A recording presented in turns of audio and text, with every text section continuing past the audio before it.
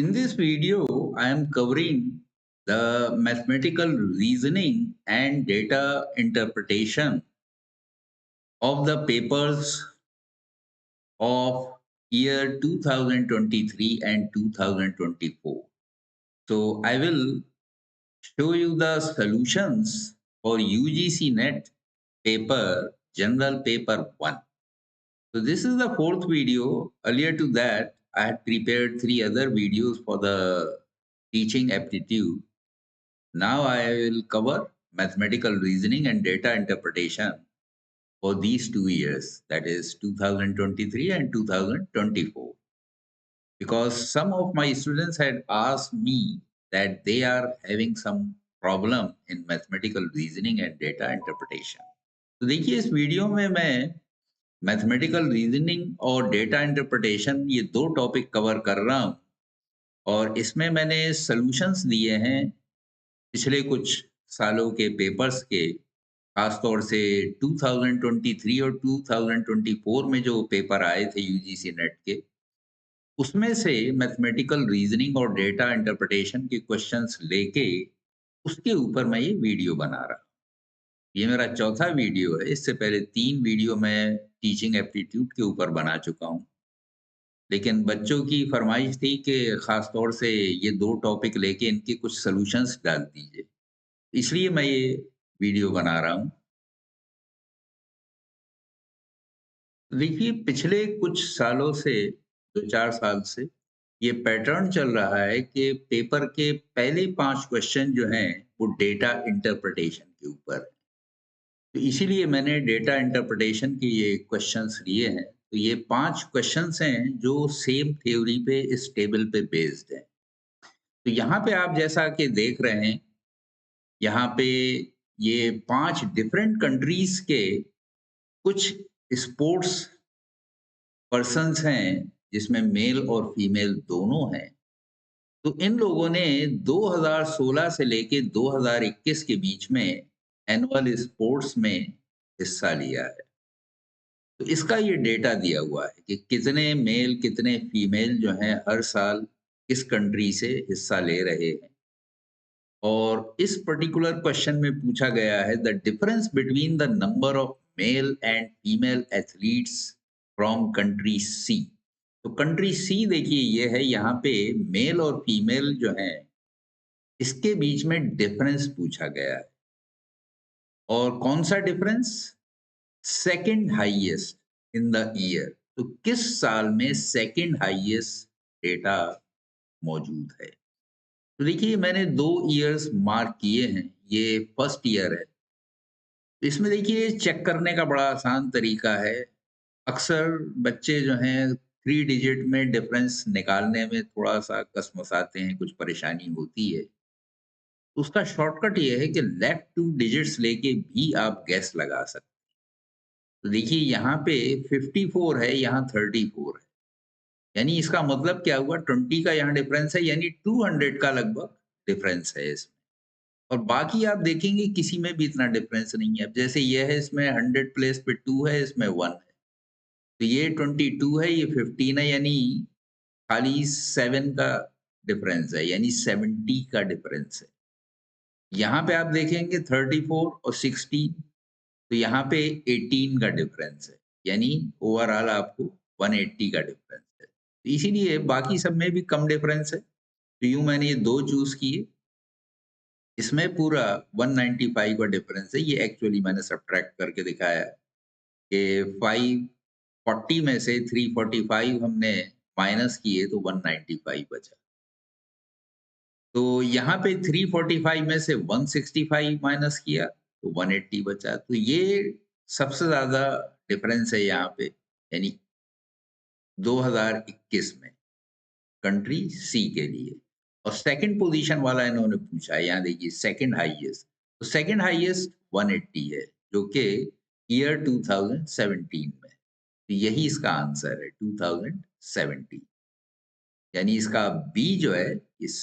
तो ये भी उसी टेबल पे बेस्ड क्वेश्चन है, लेकिन यहाँ क्वेश्चन है the average number of female athletes who participated from country B. तो कंट्री बी ये था इसमें से भी फीमेल, तो फीमेल ये एफ जिसके ऊपर लिखा हुआ है ये कॉलम।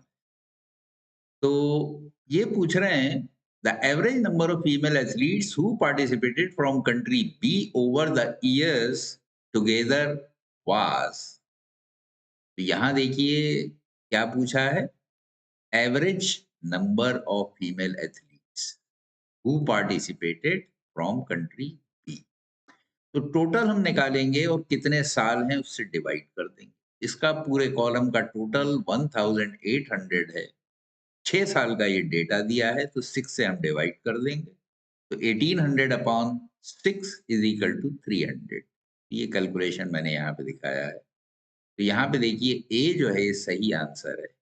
यानी फीमेल्स का इन 6 साल में जो एवरेज है वो 300 है। तो उसके लिए एवरेज के लिए यही किया जाता है कि टोटल निकाल लेते हैं और जितनी नंबर ऑफ आइटम्स हैं उससे डिवाइड कर देते हैं। तो 6 इयर्स का डेटा है इसलिए 6 से डिवाइड कर दिया। ठीक है, तो इस तरह से ए यानी 300 सही आंसर। तो यहाँ पे भी देखिए उसी टेबल का यूज किया गया है और इसी पे बेस ये थर्ड क्वेश्चन। तो इसमें पूछ रहे हैं the approximate percentage decrease in the number of male athletes who participated from country C. तो कंट्री सी के जो मेल स्पोर्ट्स पर्सन्स हैं उनमें कह रहे हैं डिक्रीज। डिक्रीज कब? Country C in the year 2018। तो 2018 ये है और डिक्रीज किससे पूछ रहे हैं? प्रीवियस ईयर यानी 2017 के मुकाबले कितने स्पोर्ट्स पर्सन्स जो हैं वो कम हुए। तो 345 में से 240 आप माइनस कर दीजिए, ये आएगा 105। ये माइनस करके मैंने यहाँ पे दिखाया है। तो 105 जो है ये डिक्रीज हुए और कितने पे डिक्रीज हुए? 345 पे। तो परसेंटेज निकालने के लिए 105 को 345 से डिवाइड करेंगे और 100 से मल्टीप्लाई कर देंगे। तो ये मैंने कैलकुलेशन दिखाया है। तो यहाँ पे 105 को 15 से डिवाइड कर दिया है तो ये 7 आया। 15 7 द 105 और 15 से 345 को डिवाइड किया तो 23 आया। 100 से 7 को मल्टीप्लाई किया तो 700 आ गया। इसको 23 से जब हम डिवाइड करेंगे तो 30.4 आ जाएगा। तो यहाँ पे जो नियरेस्ट नंबर है वो 30%, क्योंकि 30.4 है तो इसको अगर राउंड ऑफ कर देंगे तो 30% ही आएगा। तो यहाँ पूछा भी देखिए अप्रोक्सीमेट परसेंटेज है, एग्जैक्ट नहीं पूछा है, वरना एग्जैक्ट पूछते तो यहाँ पे ये 30.4% ही देते। तो इसलिए हमारा सही आंसर सी है यानी 30%। तो ये क्वेश्चन भी उसी टेबल पे बेस है और ये उस टेबल पे बेस फोर्थ क्वेश्चन है। तो यहाँ पे पूछ रहे हैं the number of female athletes who participated from country E. Female athletes from country E. तो इसमें भी ईयर कौन सा कह रहे हैं? In the year 2020। तो 2020 देखिए ये है तो इस रो को हम लेंगे तो ये 460 मैंने मार्क किया हुआ है। तो female athletes from country E in the year 2020 is 460। और इसको कंपेयर किससे कर रहे हैं? Of the total number of athletes who participated from country B in the year 2019। तो 2019 ये साल है और ये कंट्री बी है। इसके टोटल कैंडिडेट्स जो है 570 प्लस 420 तो ये 990 हो गया इसका सम।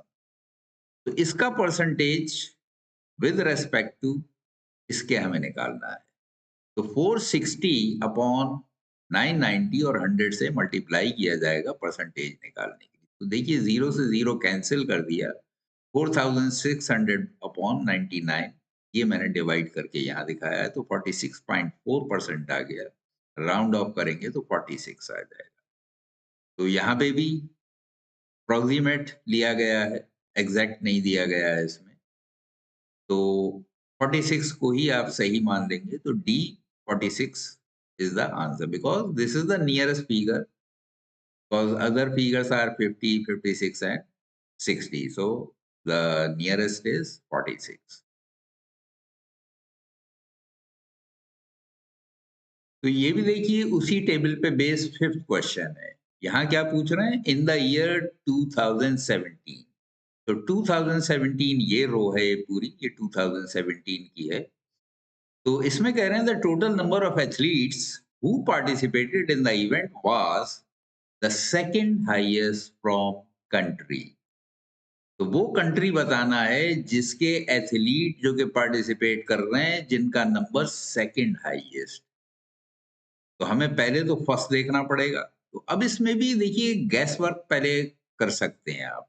अब जैसे ये 300 है, ये 2 तो 500 हो गया। 4 + 3 7 हो गया। ये 700 के करीब जाएगा।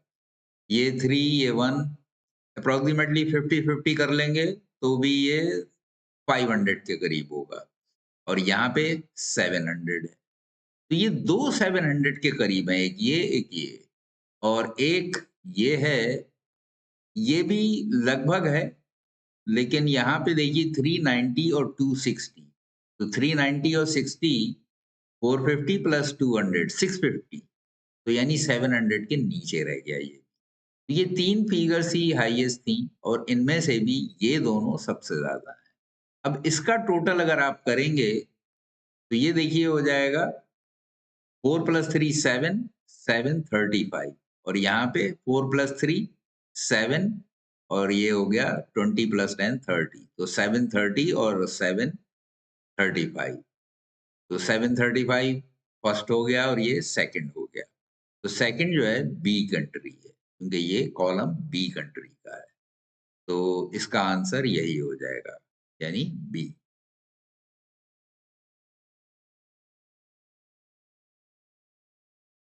सो in a certain coding language, तो ये क्वेश्चन जो है कोडिंग के ऊपर। कोडिंग में क्या होता है कि हम कुछ नामों को कुछ कोड दे देते हैं।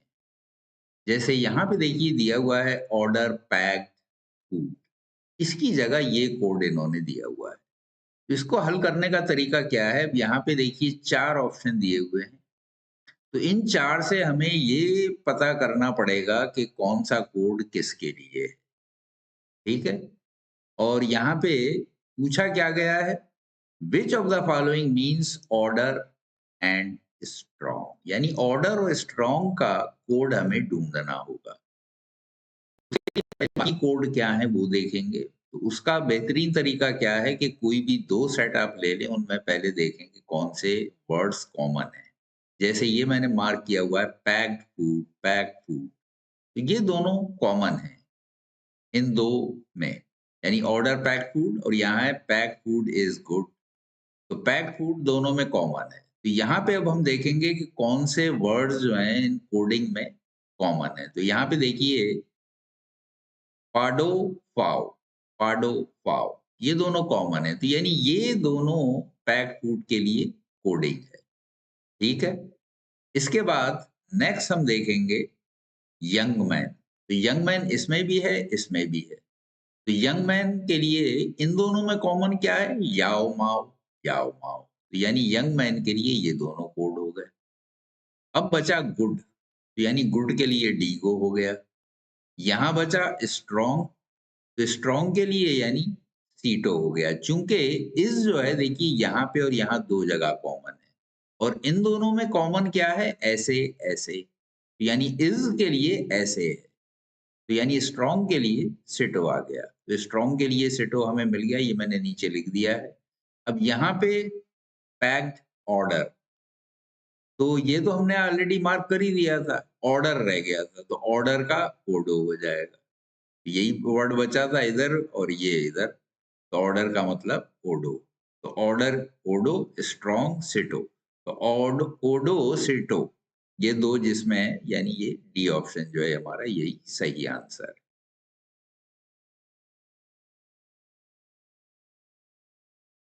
तो ये देखिए प्योरली मैथमेटिक्स का क्वेश्चन है और ये परसेंटेज के ऊपर डिपेंड, तो यानी परसेंटेज का क्वेश्चन है। तो यहाँ पे दिया हुआ है in competitive examination held in the year 2000, तो 2000 में का एग्जामिनेशन हुआ है competitive examination, a total of 6 lakh students appeared, जिसमें 6 लाख स्टूडेंट्स ने पार्टिसिपेट किया है एंड 40% पास, जिसमें से 40% पास हुए।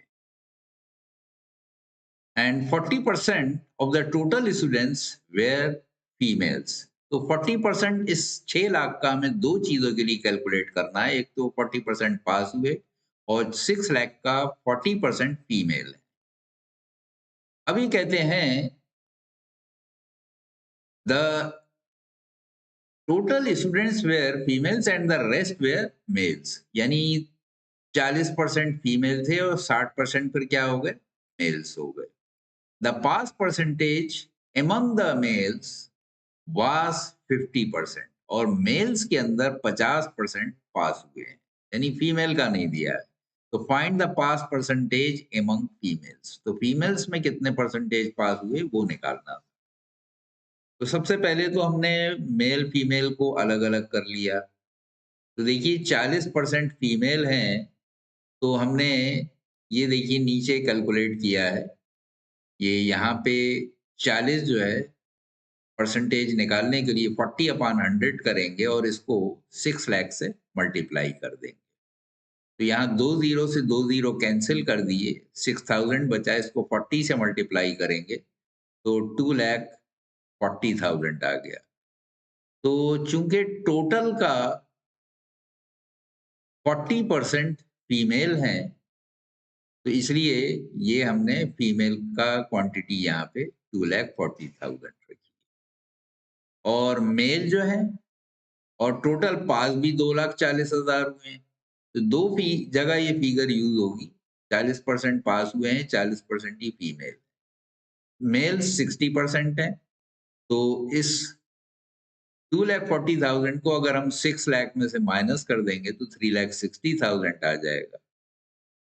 और मेल जो है 50%, ये देखिए 50% पास हुए हैं, तो 3,60,000 का 50% अगर हम निकालेंगे, 50% निकालना बड़ा आसान होता है। इसका आधा कर दीजिए, हाफ कर दीजिए, तो 2 से यानी डिवाइड कर दीजिए। तो 3,60,000 को 2 से डिवाइड करेंगे, 1,80,000 आ जाएगा। तो इस 1,80,000 को टोटल पास में से, टोटल पास थे 2,40,000, इसमें से अगर ये माइनस कर देंगे तो फीमेल कितनी पास हुई है वो आ जाएगा। तो ये 60,000 फीमेल पास हुई है। ठीक है, टोटल इतने पास हुए 2,40,000 और मेल जो है 1,80,000। इसमें से इसको माइनस करके ये फीमेल का क्वांटिटी आ गई। और टोटल फीमेल थी कितनी, 2,40,000। तो इसका हमें परसेंटेज अब निकालना है कि ये कितना परसेंटेज है। तो यहाँ पे देखिए 2,40,000 में से 60,000 पास हुई हैं, तो इसका परसेंटेज हो जाएगा 60,000 अपॉन 2,40,000।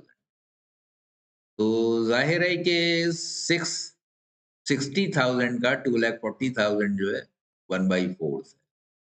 तो हमने क्या किया, मैंने आसानी के लिए इसमें देखिए ये किया है कि इसके 2 ज़ीरो 100 से कैंसिल कर दिए।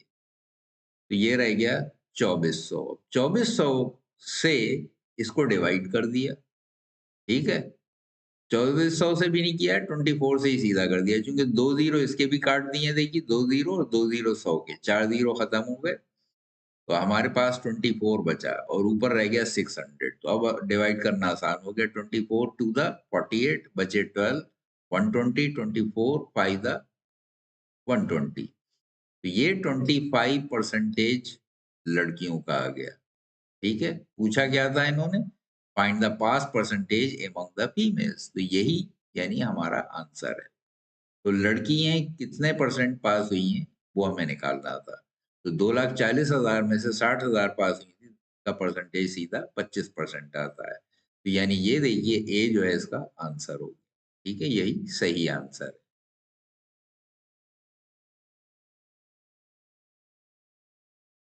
तो यहाँ पे देखिए सीरीज का क्वेश्चन है, मैथमेटिकल सीरीज। तो ये सीरीज दी हुई है और इसमें ये देखिए साइन ऑफ इंटरोगेशन जो दिया हुआ है, यहाँ पे एक मिसिंग है। तो वही इन्होंने पूछा है, what number should replace the question marks in the following series. तो इसको निकालने का देखिए सबसे आसान तरीका तो ये होता है, इस तरह की कोई सीरीज अगर दी हो जिसमें कम से कम 3 नंबर्स हो, 3 से ज्यादा होना चाहिए। तभी ये हमारा मेथड काम करता है। तो हर कॉन्जिक्यूटिव नंबर्स का, हर पेयर का डिफरेंस ले लीजिए। तो देखिए इन दोनों का डिफरेंस लिया 23 आया, इन दोनों का लिया 46 आया, इन दोनों का लिया 69 आया। तो नतीजा क्या है कि अब इनका सेकंड डिफरेंस अगर हम लेंगे तो देखिए 23 को 46 में से सब्ट्रैक्ट करेंगे 23 आ जाएगा, 69 में से 46 को यहाँ भी 23, यानी डिफरेंस जो है 23 बढ़ता जा रहा है। तो ये हर जगह बढ़ेगा, तो हमने आगे तक यहाँ तक देखिए निकाल लिया था। इन दोनों का डिफरेंस ये है, इन दोनों का डिफरेंस ये है। लास्ट डिफरेंस हमारे पास ये मिला था 115, ठीक है। इसमें 23 हमने ऐड कर दिया, चूंकि यहाँ देखिए सेकंड डिफरेंस सभी का 23 है, तो यहाँ भी 23 होना चाहिए। तो 115 में अगर 23 ऐड करेंगे तो 138 आ जाएगा। देखिए 115, इसमें अगर हमने 23 ऐड कर दिया तो 5038 2 और 131, तो 138 आ गया। ठीक है, ये 138 जो है ये 795 में ऐड कर दी, क्योंकि इन दोनों का डिफरेंस ये आना चाहिए। जिस तरह से सीरीज हमारी चल रही है कि 23 ऐड होते जा रहे हैं, तो 115 के बाद 138 आना चाहिए। तो 138 को 795 में ऐड कर दीजिए। देखिए ये ऐड करके दिखाया है मैंने। तो 795 को 138 में ऐड किया तो 933 आया, यानी अगला नंबर 933 होना चाहिए। यहाँ आंसर ए है। तो यही आपका आंसर होगा।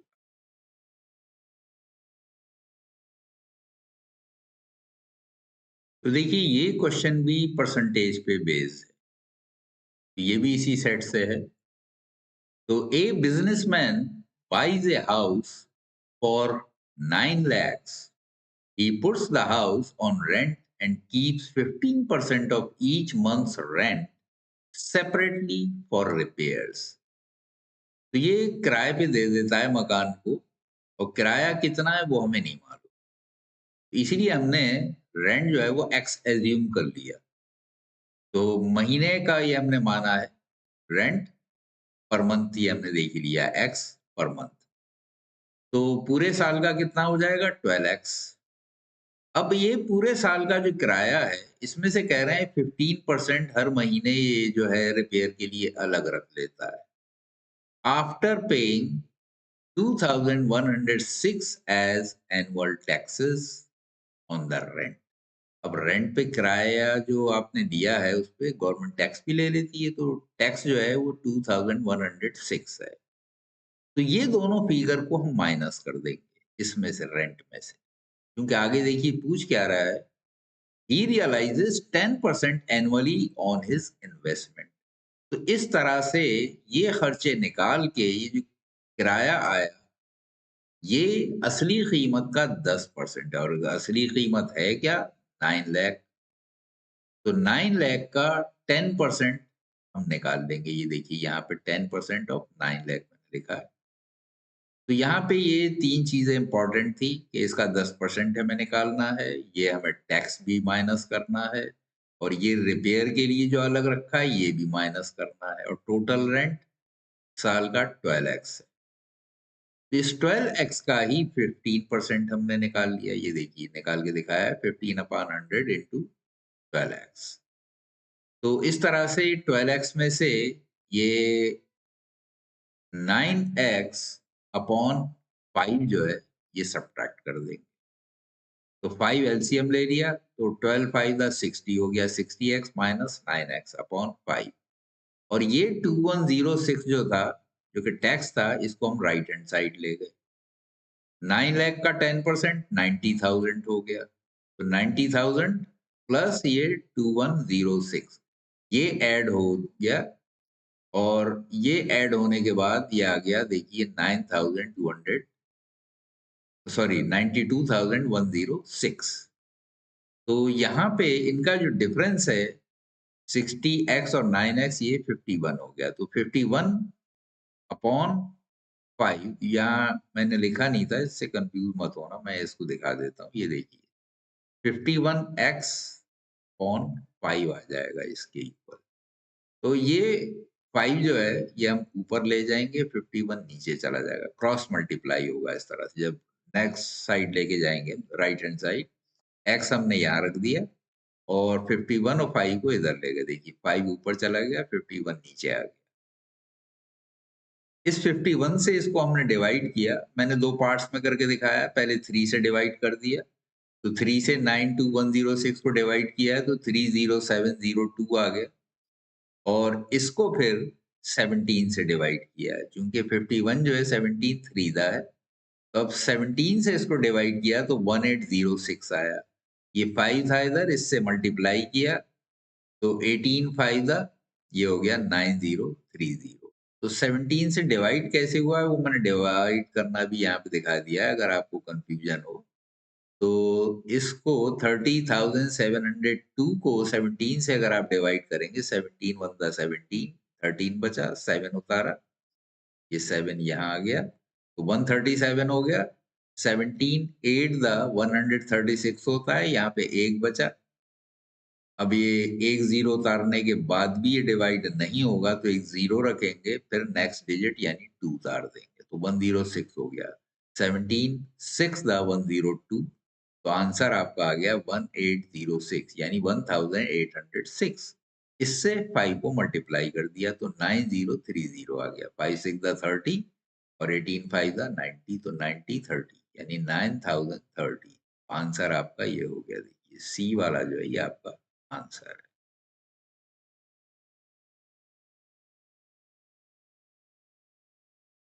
तो ये भी देखिए नंबर्स के ऊपर है, यानी मैथमेटिकल क्वेश्चन है, प्योरली मैथमेटिक्स का एक क्वेश्चन है।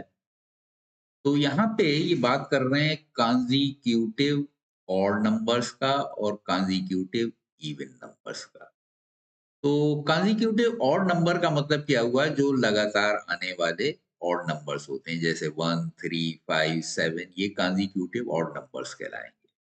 तो जब हम एज्यूम करते हैं तो इसको इस तरह से करते हैं कि 2x लेके और इसमें फिर ऑड नंबर्स ऐड करते चले जाइए, क्योंकि 2x जो है इवन हो गया। अब इसमें अगर ऑड नंबर ऐड करेंगे तो ये ऑड हो जाएगा, इवन नंबर ऐड करेंगे तो इवन हो जाएगा। इसीलिए मैंने देखिए यहाँ पे ये ऑड नंबर्स एज्यूम किए हैं। तो फर्स्ट नंबर हो गया 2x प्लस 1, नेक्स्ट हो गया इससे 2x प्लस 3 और उससे नेक्स्ट हो गया 2x प्लस 5, तो ये लार्जेस्ट होगा। देखिए आगे ये कह रहे हैं कि कॉन्जिक्यूटिव ऑड नंबर्स, यानी 3 कॉन्जिक्यूटिव ऑड नंबर्स लिए गए हैं, 3 consecutive even numbers together in 231, यानी इसका जो सम है वो 231 है, यानी 6 नंबरों का। Also, the smallest odd number is 11 less than the smallest even number. जो smallest even number है वो इससे 11 बड़ा है, या ऑड नंबर इससे 11 छोटा है। तो जो फर्स्ट ऑड नंबर है वो हमने लिया था 2x प्लस 1, इससे 11 बड़ा क्या हो जाएगा, इसमें 11 ऐड कर दीजिए, तो 2x plus 1 plus 11 is equal to 2x plus 12।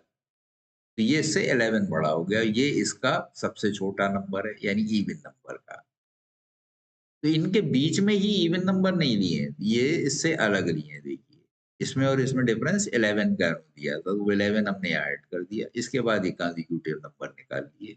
इसमें 2 ऐड करेंगे तो 14 हो जाएगा, फिर 2 ऐड करेंगे 16 हो जाएगा। तो ऑड नंबर्स हो गए 2x प्लस 1, 2x प्लस 3 और 2x प्लस 5, और इवन हो गए 2x plus 12, 2x plus 14 and 2x plus 16। इन सबको ऐड किया, ऐड करके ये मैंने लिख दिया। देखिए 2x 2x और 2x ये आपस में ऐड होके 6x हो गए, और 1 प्लस 3 4 प्लस 5 3 प्लस 1 4 प्लस 5 9 हो गए, वो 9 यहाँ आ गया। इसी तरह यहाँ पे 2x 2x 2x ये मिलके 6x हो गए, और 12 प्लस 14 प्लस 16, तो 16 प्लस 14 30, 30 प्लस 12 42। तो इवन नंबर्स का सम ये हो गया, ऑड नंबर्स का सम ये हो गया। इन सबको ऐड कर देंगे, यानी 6 और 6 12x, तो ये 12x प्लस 42 प्लस 9 51, ये सारे 6 नंबर जो हैं उनका टोटल हो गया, और ये हमें दिया हुआ था 231, इसलिए इसके इक्वल मैंने 231 रख दिया। अब 51 को राइट हैंड साइड ले जाइए तो 12x इधर रह जाएगा, यानी अननोन नंबर। इसमें से 51 माइनस किया, 180 आया। 180 को 12 से डिवाइड कर देंगे, चूंकि 12x था तो x की वैल्यू आ गई 180/12 यानी 50। तो हमें x की वैल्यू पता चल गई। अब इससे आप नंबर निकाल सकते हैं। पूछा क्या है इन्होंने कि what is the sum of the largest odd number and the largest even number. Largest odd number ये था, लार्जेस्ट इवन नंबर ये था। इन दोनों को ऐड कर दिया तो 2x 2x 4x हो गया, 16 + 5 21। तो ये आपका सम हो गया largest odd and largest even number का। इसी की वैल्यू निकालना थी, तो इसमें हम इस x की जगह 15 रख देंगे। तो ये देखिए 4x + 21 ये मैंने यहाँ पे ले लिया और इसमें x की वैल्यू रख दी। x की वैल्यू हमने ये निकाली थी, इस 15 को यहाँ रख दिया तो 15 4 द 60, तो 60 + 21 81। ये 81 हमारा आंसर हो गया। यहाँ पे ए में ये आंसर दिया हुआ था, यही राइट आंसर है, यानी ए 81। तो देखिए जो पिछला सेट था उसमें 10 क्वेश्चन टोटल इन्होंने कवर किए मैथमेटिक्स और डेटा इंटरप्रिटेशन, यानी 50 में से 10, यानी 20% आपका इन दो टॉपिक्स में कवर हो गया। और इसी में ज़्यादातर बच्चों को शिकायत थी कि उनको ज़्यादा प्रॉब्लम आ रही है। अब नेक्स्ट सेट देखिए हमने लिया है, तो 23 और 24 में दोनों में ही पैटर्न सेम रहा है कि फर्स्ट क्वेश्चन जो है डेटा इंटरप्रिटेशन का दिया है, यानी फर्स्ट 5 क्वेश्चंस। तो फर्स्ट क्वेश्चन में टेबल दी हुई है, उसके बाद ये क्वेश्चंस इस तरह से ये इस पे बना के दिए गए। तो यहाँ पे जो टेबल दी गई है इसमें देखिए ये कह रहे हैं study the table carefully and answer the questions that follow. तो 5 क्वेश्चन है, 1 to 5 यहाँ पे लिखा हुआ है। इस पे बेस 5 क्वेश्चन है, ये टेबल दी गई है और टेबल काय की है। इन the following table total export and imports of 5 countries. तो 5 डिफरेंट कंट्री लिए गए, 1 2 3 4 5 ये कंट्री है, PQRST। और 4 साल का ये डेटा दिया गया है, 2017, 18, 19 और 20। तो आई से इंपोर्ट है, ई से एक्सपोर्ट है। तो ये दो कॉलम हर ईयर में दिखाए हैं। तो ये ई जो है ये एक्सपोर्ट वाला कॉलम है और आई जो है ये इंपोर्ट वाला कॉलम है। तो in the following table total export and import of 5 countries over 4 years in crore. तो ये फिगर्स जो है करोड़ की है। तो study the table carefully and answer the given questions. तो यहाँ पे हिंट उन्होंने देखिए दे दिया है, I is equal to import, E is equal to export. तो फर्स्ट क्वेश्चन है which year has the maximum export. तो देखिए इसमें देखने के लिए ईयर की बात हो रही है और एक्सपोर्ट की, तो सबसे ज्यादा कहाँ पे है। तो देखिए नंबर्स अगर आप देखेंगे एक्सपोर्ट के 30 32, यहाँ पे 36 32। तो ये 32 था, ये 32 36, यानी हाईएस्ट तो हमें ये दिखाई दे रहा था। अब नेक्स्ट में जाएंगे तो यहाँ 26, यहाँ 31, यहाँ 37, यहाँ 34। तो यहाँ पे भी यही सबसे ज्यादा है और सेकंड हाईएस्ट यही है। और यहाँ पे अगर आप देखेंगे 32, 25, 36, 34, तो यहाँ पे भी यही दोनों नंबर्स पड़े हैं। इसीलिए मैंने यही पहले दोनों मार्क कर लिए थे। तो सारे कंपेयर करने पे देखिए यही पता चल रहा है 28, 28, 21, यहाँ 32। तो हम इसमें डिफरेंस भी निकाल के देख सकते हैं कि किसका डिफरेंस ज्यादा आ रहा है, लेकिन मैंने सीधा ही फिर टोटल करके आपको दिखा दिया। तो 31, 33, 23, 28। तो 31, 33, 23, 28, यहाँ पे जरूर ये नंबर्स कम है लेकिन ऊपर सारे ये ज्यादा आए थे। तो इसीलिए टोटल मैंने किया तो देखिए इसका 153 आया और इसका 160, क्योंकि इसमें नीचे भी बड़े नंबर्स हैं, ऊपर तो सारे बड़े आ ही रहे थे। तो इसमें देखिए सबसे बड़े हमें जो नंबर दिख रहे थे वो थे इस वाले में। तो यहाँ पे 30, यहाँ 36, 6 का डिफरेंस यहाँ हो गया और यहाँ पे तो इकट्ठा 11 का हो गया। तो 11 और 6 17 और यहाँ सेम हो गया। यहाँ पे ये इससे ज्यादा जरूर है लेकिन 12 और यहाँ पे 8। तो 20, लेकिन ऊपर चूंकि और सब कम थे, अब यहाँ पे ये 30 था, ये 36, तो 6 तो यहीं पे ज्यादा हो गए थे, 11 6 17 और 4 यहाँ 21, और इसमें नीचे के दो में अगर 20 है भी फर्क, तो यहाँ ऊपर 21 का था, तो यानी यही इससे ज्यादा था। अब इससे भी ज्यादा देखिए इधर है, तो ये टोटल किया, इसका 160 आ गया, यानी ये सबसे ज्यादा है। 2020 जो है, ये ईयर सबसे ज्यादा एक्सपोर्ट हुआ है। यही आपका आंसर है। तो पूछ रहे थे विच year has the maximum export. तो एक्सपोर्ट के कॉलम हमें सब टोटल करने के बजाय हमने गैस कर लिया कि इन दो में ज्यादा है, इन्हीं दो का टोटल करके देख लिया, थोड़ा सा मेहनत बच गई। लेकिन गैस आपको सही करना है, अगर आप नहीं कर सकते तो फिर आप सारे टोटल करके देख लीजिए। मैंने तो गैस करके अंदाजा कर लिया था कि ये दोनों में ही ज्यादा बड़ी फिगर्स हैं, तो इन्हीं का टोटल किया। इसमें भी ये बड़ा निकला, क्योंकि इसमें नीचे भी बड़े नंबर्स हैं, इसमें नीचे थोड़े छोटे आ गए, इसलिए 153 रह गया। हालांकि ऊपर इसमें देखिए बड़े थे, 36 37 36, तो ये 3 नंबर इधर कहीं भी नहीं थे, सबसे बड़े थे। लेकिन इसमें नीचे भी चूंकि बड़े आए, तो ये ज्यादा बड़ा निकला। तो आपका आंसर यही हो गया, 2020 यानी डी।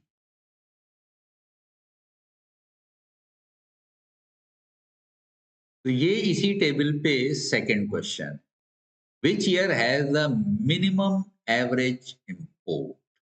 तो मिनिमम एवरेज इंपोर्ट यानी ये साल का आपको निकालना है कि किस साल में मिनिमम इंपोर्ट था, average import.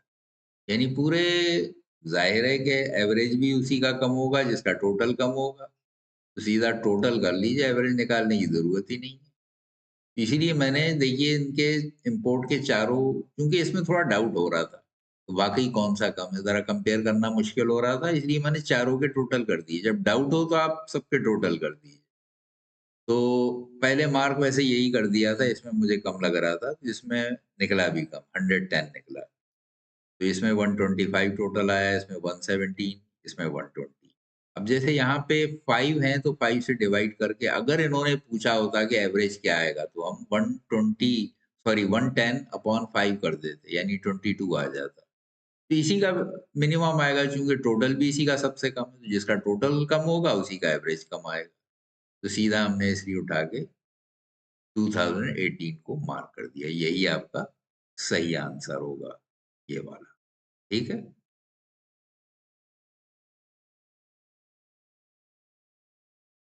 And this is the third question based on this table. So, which country has the maximum percentage of profit increase from 2019 to 2020?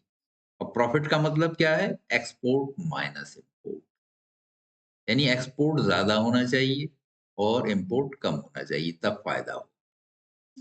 तो इसमें अब हमें सभी में, चूंकि इसमें खाली देख के तो गैस नहीं कर सकते, फिर भी अंदाजा मुझे ये हुआ था कि इसमें ज्यादा आएगा, तो इसको मैंने पहले हाईलाइट कर दिया था, लेकिन मैंने कैलकुलेट सबका कर दिया। कैलकुलेट कैसे करेंगे देखिए, यहाँ पे ये 28 से 36 हुआ, यानी 8 बढ़ गए।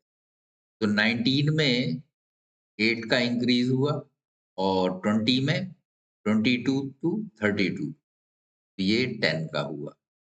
तो ये जो इंक्रीज हुआ 8 से 10, 2 हुआ। तो 8 से 10 ये 2 हुआ, और ये कितने पे हुआ? 8 पे, यानी 2/8। 2/8 इंटू 100 करेंगे, 25% आ गया।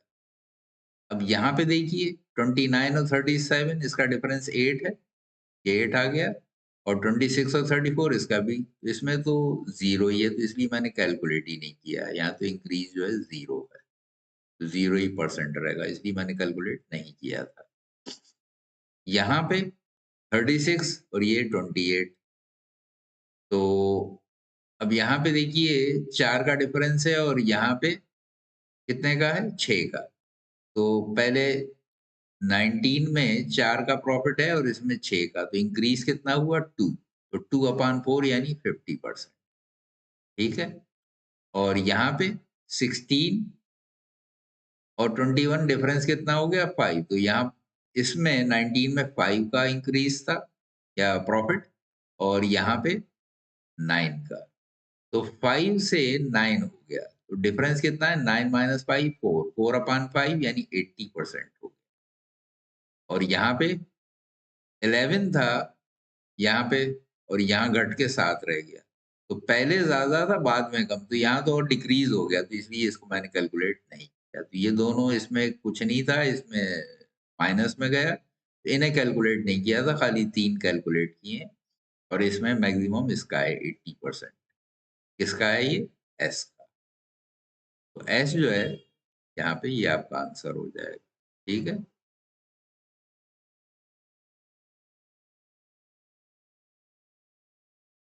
So this is the first question on this table.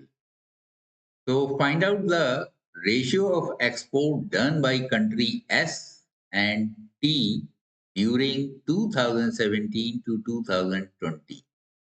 तो काय का एक्सपोर्ट, तो खाली एक्सपोर्ट को देखिए, इसलिए मैंने हाईलाइट किया है। तो ये एक्सपोर्ट जो है, ये एस और टी के, इनको हम टोटल कर देंगे। तो इन चारों को 28, 28, 21, 32 इनका टोटल किया तो 109 आ गया।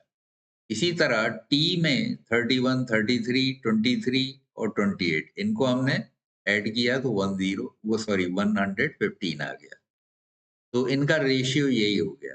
एस और टी का रेशियो पूछा था इन्होंने, ये देखिए, ratio of export done by country S and T during 2017 to 2020। तो इसमें इनका सबका टोटल करके और इनका रेशियो निकालना था। तो इसका टोटल ये आ गया, इसका टोटल ये आ गया, इनका रेशियो यही हो गया 109 अपॉन 115। क्योंकि ये किसी नंबर से डिवाइड तो हो नहीं रहा है, इसलिए ऐसे ही रख देंगे और यही इसका आंसर है। ठीक है, 109 अपॉन 115, ये देखिए सेम है।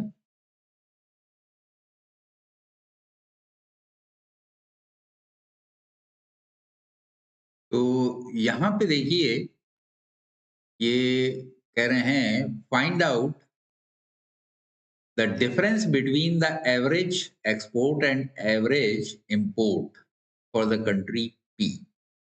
तो कंट्री पी के ही लिए एवरेज एक्सपोर्ट और एवरेज इंपोर्ट जो है, यानी 4 साल का प्रॉफिट आपको बेसिकली कैलकुलेट करना है। तो यहाँ पे देखिए, मैंने ये एक्सपोर्ट वाले जो है हाईलाइट कर दिए थे, और इनका टोटल एक्सपोर्ट का ये आ गया 130। अभी कै साल है? 4 साल है, तो 4 से डिवाइड कर देंगे तो एवरेज एक्सपोर्ट आ जाएगा। तो 32.5 जो है, इसको 130 को 4 से डिवाइड करने पे आया है, ये एवरेज एक्सपोर्ट हो गया। अभी बाकी नंबर जो है, यानी 25, 24, 28, 22, इनका टोटल ये रखा है 99। इसको 4 से डिवाइड करेंगे तो 24.75, इन दोनों का ये डिफरेंस ले लिया, तो इन दोनों का डिफरेंस 7.75 आया। तो ये 7.75 ही आपका आंसर है, यानी एक्सपोर्ट और import for country P during this interval, यही हमें निकालना था। तो इसका आंसर बी, यानी 7.75। तो इसी तरह देखिए, डेटा इंटरप्रिटेशन का यहाँ इस साल में भी 5 क्वेश्चन आए। तो यानी पिछले 2 साल का मैंने लिया है सैंपल्स, और इसमें दोनों में ही फर्स्ट 5 क्वेश्चन डेटा इंटरप्रिटेशन के। तो डेटा इंटरप्रिटेशन को इसलिए अच्छी तरह तैयार कर लीजिए कि 5 सवाल इसमें से आने ही आने। ये इन्होंने पिछले कई साल से पैटर्न बनाया हुआ है कि पहले 5 क्वेश्चन डेटा इंटरप्रिटेशन के रख देते हैं।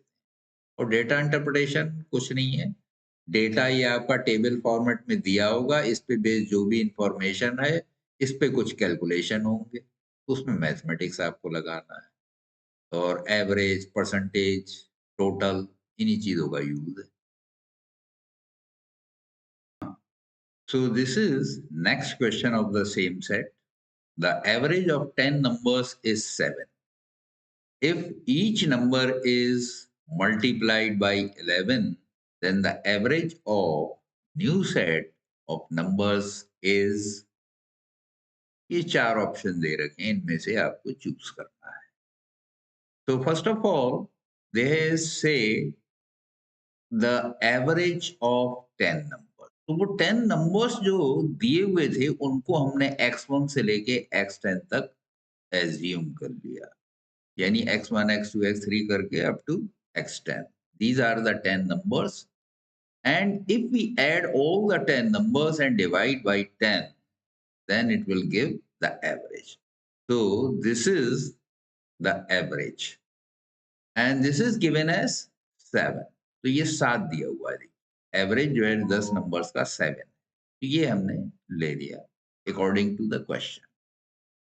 Now they say if each number is multiplied by 11, अगर हर नंबर को 11 से मल्टीप्लाई कर दिया जाए, तो हमने क्या किया, एवरेज को सारे यानी नंबर्स को हमने 11 से मल्टीप्लाई कर दिया. तो ये नंबर्स x1 था तो 11x1 हो गया, x2 था 11x2 हो गया, and so on up to 11x10.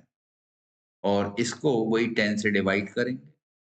अब यहाँ पे देखिए सारे ही नंबर्स में अगर 11 है तो इसको कॉमन लिया जा सकता है. तो 11 हमने कॉमन ले लिया. 11 कॉमन लेंगे तो अंदर क्या मिला, ये वापस वही मिल गया जो ऊपर दिया था. यानी x1 से लेके x10 तक इन सब नंबर्स का सम अपॉन 10. तो ये क्या है, वही सेम चीज आ गई जो ऊपर दी गई थी, यानी एवरेज ऑफ 10 नंबर्स. तो that is already given is 7. तो इस पूरे की जगह हमने उठा के वापस इस 7 रख दी. तो 11 into 7 is equal to 77.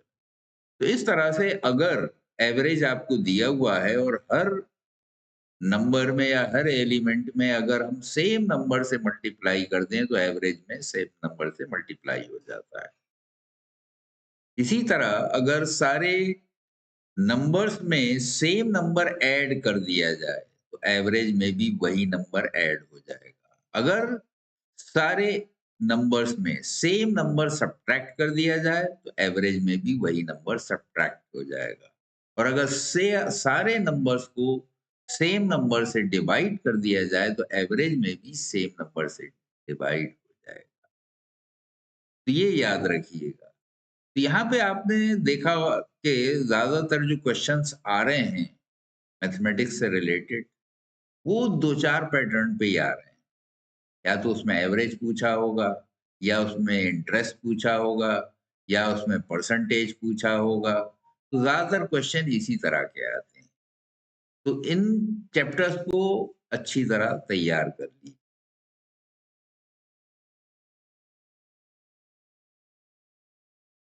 तो इस क्वेश्चन में देखिए पूछ रहे हैं how many terms are there in the series. ये सीरीज दी हुई है 168, 175, 182 अप टू 266. तो बीच में कुछ टर्म्स मिसिंग है. यहाँ देखने से ऐसा लगता है कि एक नंबर मिसिंग है, मगर ये एक नहीं है, यहाँ काफी नंबर्स मिसिंग है. लेकिन क्वेश्चन में इस तरह दिया हुआ था, तो इससे कंफ्यूज मत होना आप भी. आप लॉजिक सोचिए कि यहाँ डिफरेंस 7 का है, 182 के बाद 7 ऐड करेंगे तो 189 आएगा. तो यहाँ 189 में अगर 7 ऐड करेंगे तो 196 आएगा. तो 196 नहीं है ये, बल्कि 266 है. यानी बीच में और काफी नंबर्स मिसिंग. तो यहाँ पे एक कॉमन पैटर्न क्या है कि कोई भी दो कॉन्जिक्यूटिव नंबर ले लें उनमें डिफरेंस 7 का आ रहा है. इन सब में देखिए 7 का आ रहा है. तो यानी ये अरिथमेटिक प्रोग्रेशन है, और जिसमें कॉमन डिफरेंस जो है वो 7 है.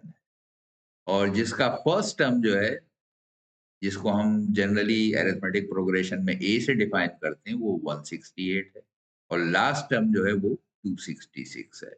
तो लास्ट टर्म निकालने का जो फार्मूला है, यानी nth term of an AP is equal to A plus n minus 1 into T. ये फार्मूला होता है AP का.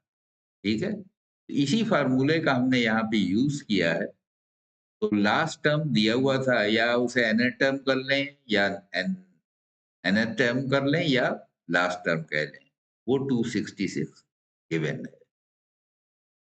फर्स्ट टर्म A की जगह हमने 168 रख दिया, और फार्मूले में D जो कॉमन डिफरेंस है, सबके बीच का डिफरेंस 7 है, वो यहाँ रख दिया. सिर्फ n अननोन है, इसको हम सॉल्व कर लेंगे. तो सबसे पहले 168 लेफ्ट साइड में ले गए, तो 268 माइनस 168 इज इक्वल टू 98. और यहाँ पे n माइनस 1 इंटू 7 था, तो ये 7 जो है इसको नीचे ले जाइए. यानी लेफ्ट साइड ले गए, इधर जाएगा तो नीचे आ जाएगा. इधर चूंकि यहाँ मल्टीप्लीकेशन था, इधर आएगा डिवीजन हो जाएगा. तो 98 upon 7 is equal to 14, therefore n minus 1 is equal to 14, therefore n is equal to 14 plus 1। चूंकि इधर नेगेटिव है, इधर जाके पॉजिटिव हो जाएगा, तो ये आ गया 14 प्लस 1 यानी 15। तो यानी इसमें टोटल जो नंबर्स हैं वो 15 है, 15 टर्म्स हैं। ठीक है, इसलिए सी हमारा सही आंसर होगा।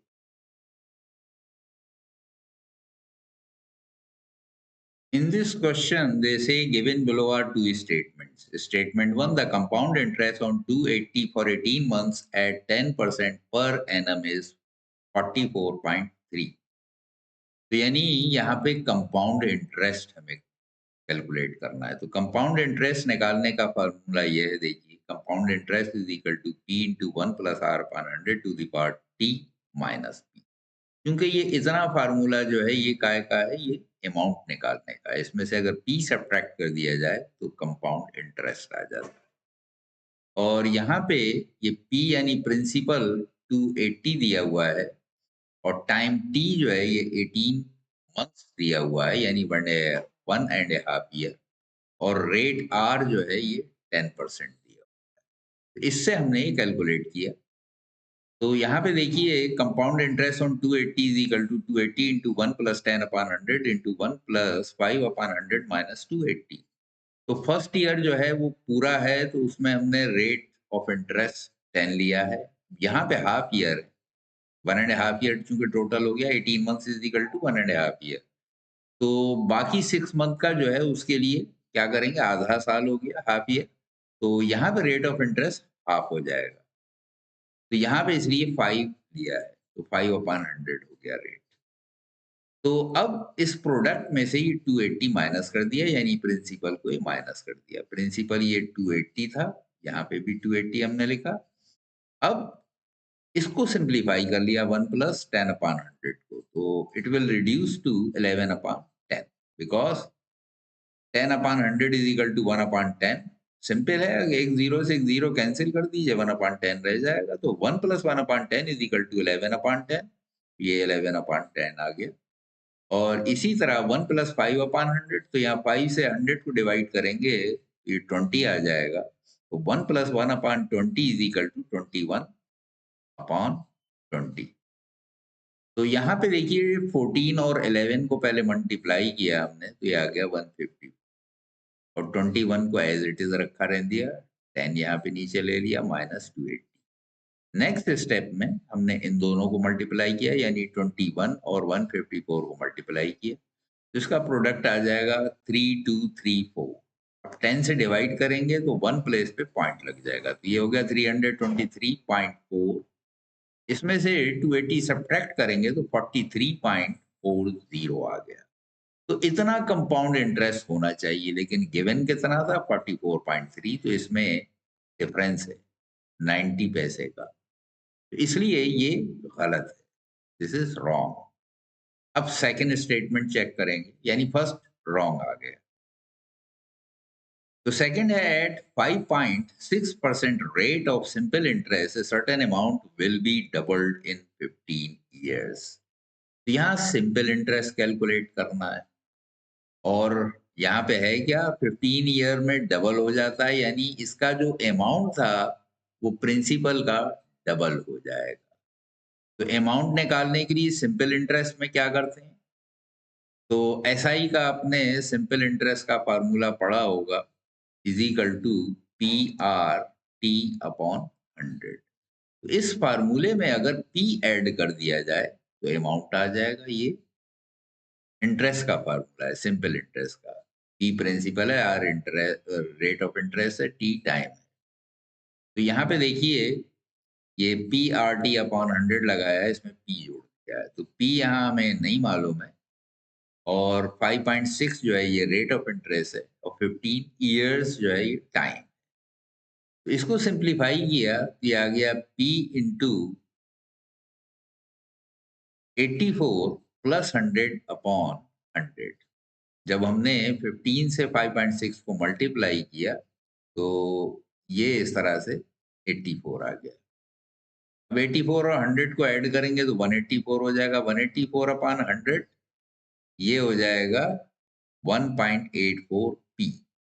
तो डबल होने के लिए 2 पी होना चाहिए था, 2 पी नहीं हुआ, यानी कि जो सेकंड हमारा स्टेटमेंट है वो भी रॉन्ग है, डबल नहीं हुआ। तो दोनों ही स्टेटमेंट रॉन्ग है। तो इसमें से कौन सा ऑप्शन ऐसा है जिसमें दोनों को रॉन्ग बताया गया है? वो है number A. Both statements 1 and 2 statement are false. तो सिर्फ यही सही होगा। ठीक है? तो यहाँ लॉजिकल रीजनिंग भी है और मैथमेटिक्स भी है। तो यहाँ पे बाकी देखिए स्टेटमेंट क्या है? Both statement 1 and 2 are true. तो ट्रू एक क्या है? यहाँ दोनों ही ट्रू नहीं है, तो ये गलत है। यहाँ कहते हैं statement 1 is false but statement 2 is true. नहीं, ये दोनों रॉन्ग है। इसमें एक सही है गलत बताया, तो ये भी स्टेटमेंट गलत हो गया। Statement 1 is true but statement 2 is false, ये भी बात गलत है। यहाँ पे भी एक को सही एक को गलत बताया है। तो ये दोनों स्टेटमेंट भी गलत हैं, दोनों सही हैं ये भी गलत है। खाली फर्स्ट वाला जो है यानी both statements 1 and 2 statement are false, ये सही। यही इसका आंसर होगा यानी ए।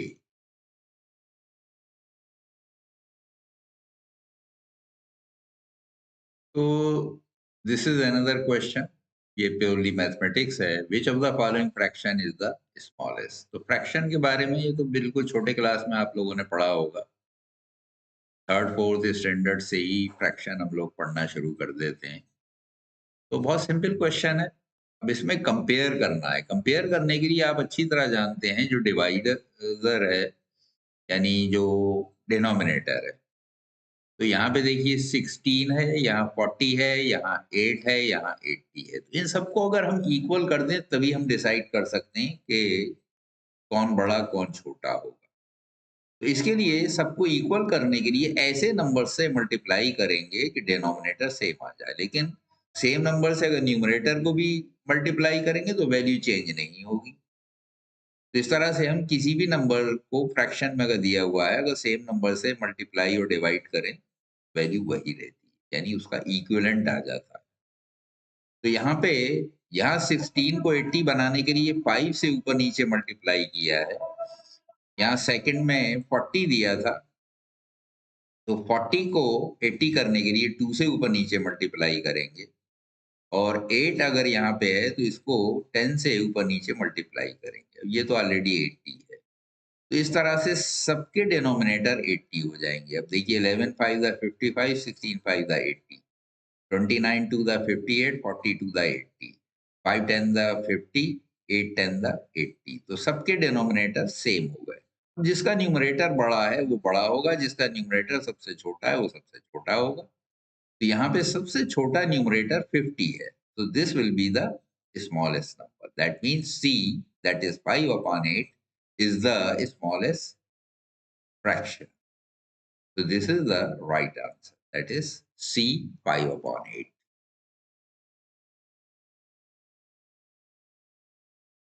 तो इस तरह के कॉइन्स वाले कैलकुलेशन भी हमने छोटे क्लासेस में किए थे, तो ये उसी पे बेस्ड है। ए टोटल ऑफ 324 कॉइन्स।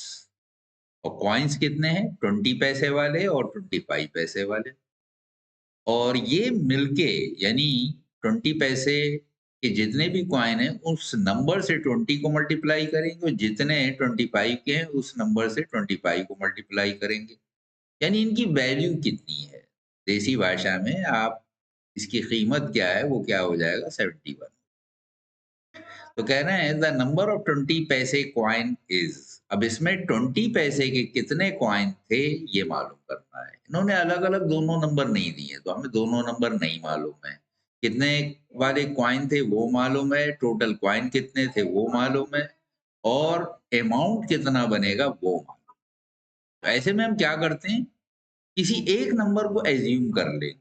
हमें 20 पैसे वाले निकालना है, तो इसकी जो नंबर है इसको हम एक्स ले लेंगे।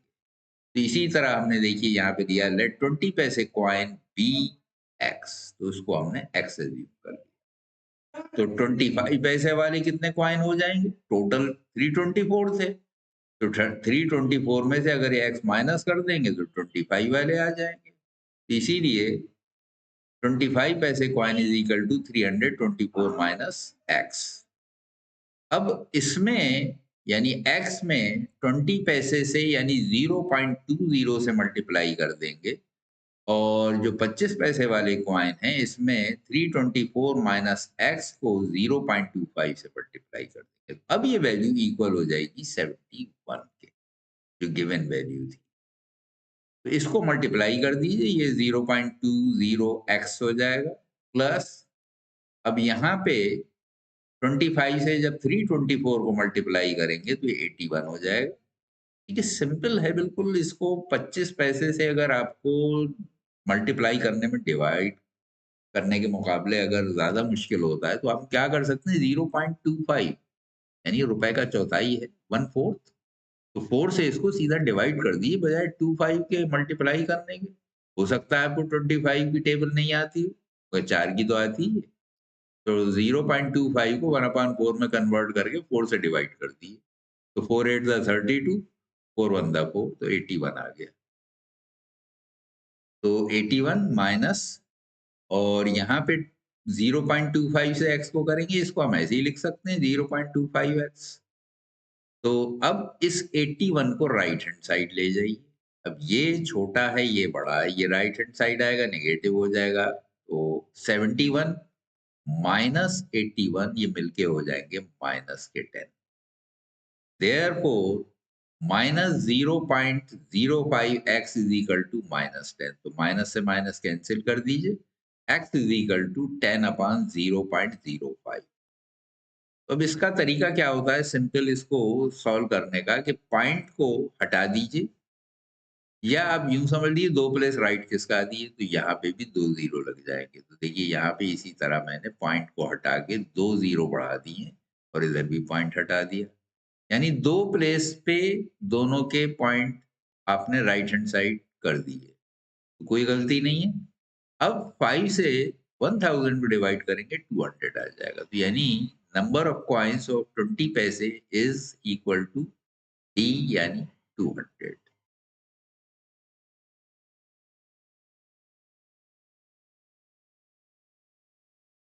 तो देखिए ये थर्ड सेट का फर्स्ट क्वेश्चन। तो आपको 2 सेट में जो भी मैथमेटिकल रीजनिंग और दूसरा क्या लिया है इसमें मैंने, क्या मैंने 2 टॉपिक बताए थे? ध्यान है आपको? Mathematical reasoning and data analysis. तो डेटा एनालिसिस जो है ये 3 मैंने डिफरेंट सेट लिए हैं, और ये तीनों सेट जो हैं 23 और 24 से लिए हैं। इसमें सेम पैटर्न आपको देखने को मिलेगा कि फर्स्ट क्वेश्चन से लेके 5 तक जो है डेटा एनालिसिस के ऊपर बेस्ड। तो ये भी डेटा एनालिसिस के ऊपर बेस्ड है, यानी इसमें एक टेबल फॉर्म में डेटा दिया हुआ है और इसको हमें सॉल्व करना है। और हर टेबल पे इन तीनों साल में जो है आप देखेंगे कि टेबल के ऊपर 5-5 क्वेश्चन दिए गए, यानी डेटा एनालिसिस पे इन तीनों सेट्स में पिछले 2 साल के अंदर ये 3 सेट जो आए हैं, इसमें सेम पैटर्न, यानी फर्स्ट से लेके 5 तक डेटा एनालिसिस के 5 क्वेश्चन सॉल्व करना है, जिसमें टेबल एक बार दी जाती है और इस पे बेस्ड 5 क्वेश्चन। तो क्वेश्चन क्या है? Question number 1 to 5, read the following information carefully and answer the given question. तो यहाँ पे ये टेबल फॉर्मेट में डेटा दिया हुआ है, जिसके पर बेस 5 क्वेश्चन है जिनके हमें जवाब दें। The following table presents the number of sport shoes produced by 7 different companies A to G. तो यहाँ देखिए फर्स्ट कॉलम जो है इसमें कंपनी के नाम दिए हुए हैं। तो ये सिंबल से इन्होंने डिफाइन किया ABCDEFG। तो ये कंपनी के नाम, और इनके आगे आगे क्या दिया हुआ है, और along with the percentage of sport shoes rejected and percentage of shoes sold। तो फर्स्ट कॉलम जो है ये नंबर प्रोड्यूस, ठीक है। तो कितने लाख नंबर जूते जो हैं, यानी जूतों की जोड़ियां वो प्रीपेयर हुई, क्योंकि जूता जाहिर है सिंगल तो नहीं बिकता है। तो यानी 25 लाख सेट्स जो हैं, ये फर्स्ट कैटेगरी में ये प्रोड्यूस हुए हैं इन द ईयर 2020, जिसमें से रिजेक्टेड वाले जो हैं ये कॉलम है। जैसे इसमें इस साल की जो हम बात कर रहे हैं, 2022 में ए ने कंपनी ने जो प्रोड्यूस किए थे 25 थे, 3 रिजेक्ट हुए और जो बिक्री हुई वो 65%। ये देखिए, तो ये सेल कितनी हुई, ये कितने प्रोड्यूस हुए, ये कितने रिजेक्ट हुए। तो इसमें 3 डिफरेंट वैल्यूज़ हैं। तो इसी तरह ये एक ईयर के लिए है, ये दूसरे ईयर के लिए। अब इसमें पूछा क्या है? What is the percentage rise in the production of sport shoes by company C? तो कंपनी सी देखिए यहाँ पे दी, रोज में एक-एक कंपनी का डेटा दिया हुआ है, तो इसीलिए मैंने हाइलाइट कर दिया है। ये डेटा कंपनी सी का है। इसके बारे में क्या पूछ रहे हैं? What is the percentage rise in the production of sport shoes by company C from year 2022 to 2023? यानी 22 के मुकाबले 23 जो साल है, इसमें इनके प्रोडक्शन में कितना परसेंटेज इंक्रीज हुआ। तो उसके लिए यूजफुल क्या होगा डेटा? ये देखिए, कितना इन्होंने प्रोड्यूस किया। ये 32 था, ये 37 था, 32 एंड 37। तो 5 लाख इनका प्रोडक्शन बढ़ गया। इसको सॉल्व करने के लिए हम लाख में लें या सीधा ऐसे ही हम ले लें 37, कोई फ़र्क नहीं पड़ेगा, चूँकि हमें परसेंटेज निकालना है, ठीक है? तो अगर इस तरह से लिया है तो फिर डिवाइड जो करेंगे वो भी ये लैक्स में ही हमने ले लिया। यानी 32 को हमने 32 लाख को 32 लिखा था, तो यहाँ पे भी 32, इसलिए परसेंटेज में कोई फ़र्क नहीं पड़ेगा, क्योंकि ऊपर भी हमने 0 हटा दिए, नीचे भी हटा दिए, ठीक है? तो 37 माइनस 32 इज़ इक्वल टू 5। तो 5 अपॉन 32 ये आ जाएगा। 100 से मल्टीप्लाई किया तो 5 इंटू 100, 500 हो गया। इसको 32 से डिवाइड कर दीजिए। डिवाइड करके मैंने ये दिखाया, 500 को 32 से डिवाइड करेंगे तो 15.625 आ जाएगा। ठीक है? तो यानी आंसर जो है आपका ये थर्ड।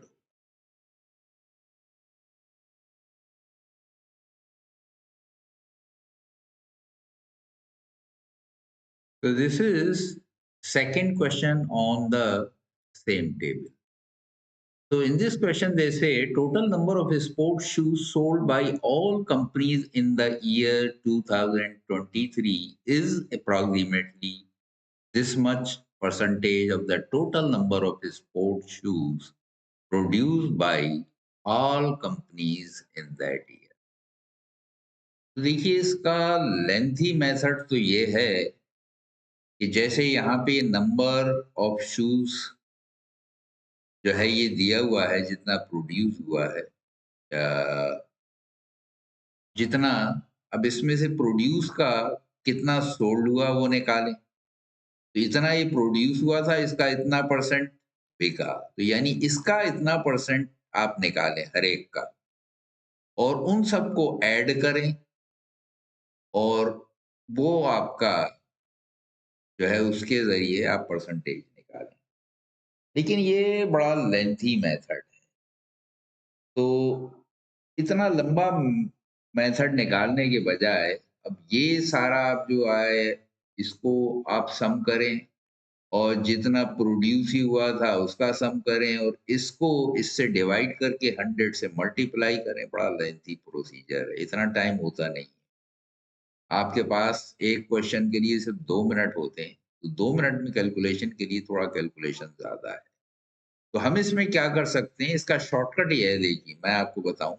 आप इसको ऑब्ज़र्व करिए कि ये जो डेटा दिया हुआ है, कितना प्रोड्यूस हुआ, कितने परसेंटेज सेल हुआ, ये वैल्यूज़ में अगर बहुत ज़्यादा डिफरेंस नहीं है। देखिए ये वैल्यूज़ भी बहुत ज़्यादा डिफरेंस से नहीं है, मिनिमम इसमें 24 है, मैक्सिमम 41 है। ऐसे ही यहाँ पे भी मिनिमम जो है आपका 72 है और मैक्सिमम 87। तो यहाँ पे सिर्फ 15 का डिफरेंस है और यहाँ पे भी ऐसे ही डिफरेंस है। 24 और 41 यहाँ पे भी 17 का डिफरेंस है। तो इतने डिफरेंस पे आपको जो फ़र्क पड़ेगा वो कुछ पॉइंट का पड़ेगा। तो शॉर्टकट ये है कि सीधा जो परसेंटेज दिया हुआ है इन सबको जोड़िए, जितनी कंपनीज़ हैं उससे डिवाइड कर दिए। मैंने वही करके दिखाया है। तो total percentage sale is equal to इस कॉलम का टोटल कर लिया दैट इज़ 556 7 से डिवाइड कर दिया, क्योंकि 7 कंपनीज़ हैं। ये जो आंसर आया है इसमें कुछ पॉइंट का ही फ़र्क आएगा। आप ऐसा कीजिएगा, इस क्वेश्चन को खुद भी करके देखिए। जो लेंथी प्रोसीजर मैंने बताया, यानी जैसे ये 33 दिया है इसका 72% निकालिए। ये 33 लाख में है, उसका 72% निकाल के वो फिगर यहाँ लिखिए। 30 लाख का 76% निकाला वो आप यहाँ लिख दीजिए और इन सबको ऐड कर दीजिए और इसको भी ऐड करिए, ये कितने लाख होंगे और फिर इसका जो टोटल आया उसको इसके टोटल से डिवाइड करिए और 100 से मल्टीप्लाई करिए, तब एक्चुअल प्रोसीजर ये आप फॉलो करें। वो भी निकाल के देखिएगा, वो लगभग इतना ही आएगा। पॉइंट में 2-4 पॉइंट का फ़र्क होगा, बस दैट्स ऑल। और यहाँ पे आप देखें आंसर में कम से कम 3 का फ़र्क है। 72, 75 फिर 79 फिर 84। तो इसलिए आपका आंसर गलत नहीं आएगा। तो आप ये शॉर्टकट मार सकते हैं, जो मैंने यहाँ पे करके दिखाया है। Okay? So this is the third question based on the same table. In this question, they say, what is the percentage rise in the sale of a sports shoe by company F from the year 2022 to 2023? यानी cell जो कि आपकी 2020 में है, इसके मुकाबले 2023 की जो सेल है, इसमें कितना इंक्रीज। अब इसमें आपको ये फिगर भी लेना पड़ेंगी, ये भी लेना पड़ेंगी, क्योंकि यहाँ पे देखिए 18 पे 90% और यहाँ 24 पे 18%, यानी ये वैल्यू छोटी थी, इस पे ज़्यादा सेल हुई और ये वैल्यू बड़ी थी, इस पे कम सेल हुई। तो यहाँ आंसर में फ़र्क पड़ेगा, यहाँ हम शॉर्टकट नहीं मार सकते। तो इसलिए यहाँ पे पूरा कैलकुलेशन करना पड़ेगा। तो यानी आप ये भी निकालेंगे कि 24 लाख का 81% कितना हुआ। तो ये देखिए यहाँ पे पहले कैलकुलेट किया है कि 24 लाख का 81% कितना हुआ। तो इसमें से ये परसेंटेज कितना होगा वो माइनस करेंगे, इसलिए 18 ये 18 लाख है, इसका 90% ये हमने इसमें से सब्ट्रैक्ट कर दिया और जो बेस ईयर था उसी से डिवाइड हो जाएगा, यानी इसी से 18 का 90% जो है इसी से डिवाइड कर देंगे और 100 से मल्टीप्लाई कर देंगे। ये परसेंटेज इंक्रीज आ जाएगा या percentage rise in sale for company F, क्योंकि यहाँ पे सिर्फ एफ कंपनी की बात हो रही है, सारी कंपनीज की नहीं। पिछले क्वेश्चन में सारी कंपनीज की बात हो रही थी, टोटल सारी कंपनियों का मिला के से। तो इस तरह से इसको हम कैलकुलेट कर लेंगे। इसको हमने सिंप्लीफाई किया, ये आ गया देखिए 19.44 माइनस 16.20 अपॉन 16.20। तो इन दोनों का डिफरेंस ये आ गया 3.24 अपॉन 16.20 इंटू 100। तो इसको हम सिंप्लीफाई किया, ये 20% आ गया, यानी ये फोर्थ ऑप्शन जो है सही आंसर। तो देखिए यहाँ पे वैसे भी कोई बहुत ज्यादा कैलकुलेशन नहीं है, इतना कैलकुलेशन आप 2 मिनट में आराम से कर सकते हैं।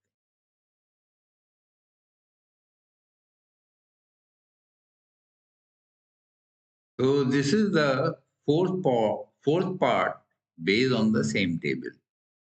So in this question, they are asking what is the total number of rejected sports shoes from all the companies together in year 2022. तो ये 23 था, ये 22 था, यानी इस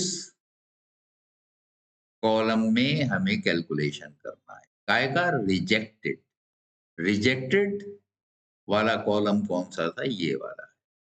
तो इतने इतने shoes in lakhs were rejected. तो ये परसेंटेज दिया हुआ है कि इतना इतना परसेंटेज जो है इतने पे रिजेक्ट हुए, तो ये एक्चुअल नंबर कितना था वो हम कैलकुलेट करेंगे।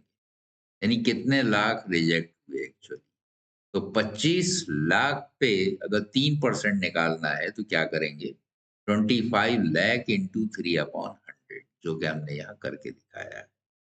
तो देखिए 25 लाख को 3/100 से मल्टीप्लाई करेंगे, तो इसके 2 ज़ीरो से कैंसल कर दिए, 3 से मल्टीप्लाई कर दिए, तो बहुत ज़्यादा कॉम्प्लिकेटेड कैलकुलेशन नहीं है। तो इसी तरह सारे कैलकुलेशन हमने कर दिए बारी-बारी।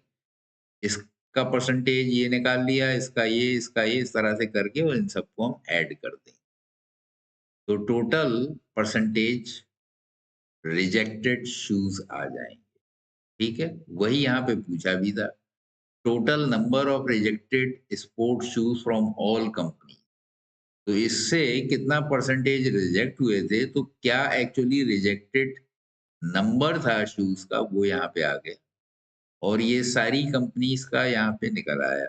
इन सबको ऐड कर देंगे तो टोटल 2022 में कितने शूज़ रिजेक्ट हुए, वो आ जाएगा।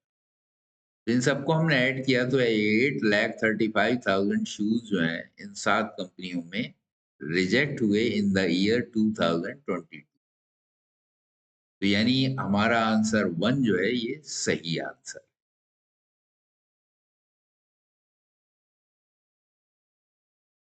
So this is the fifth question based on the same table.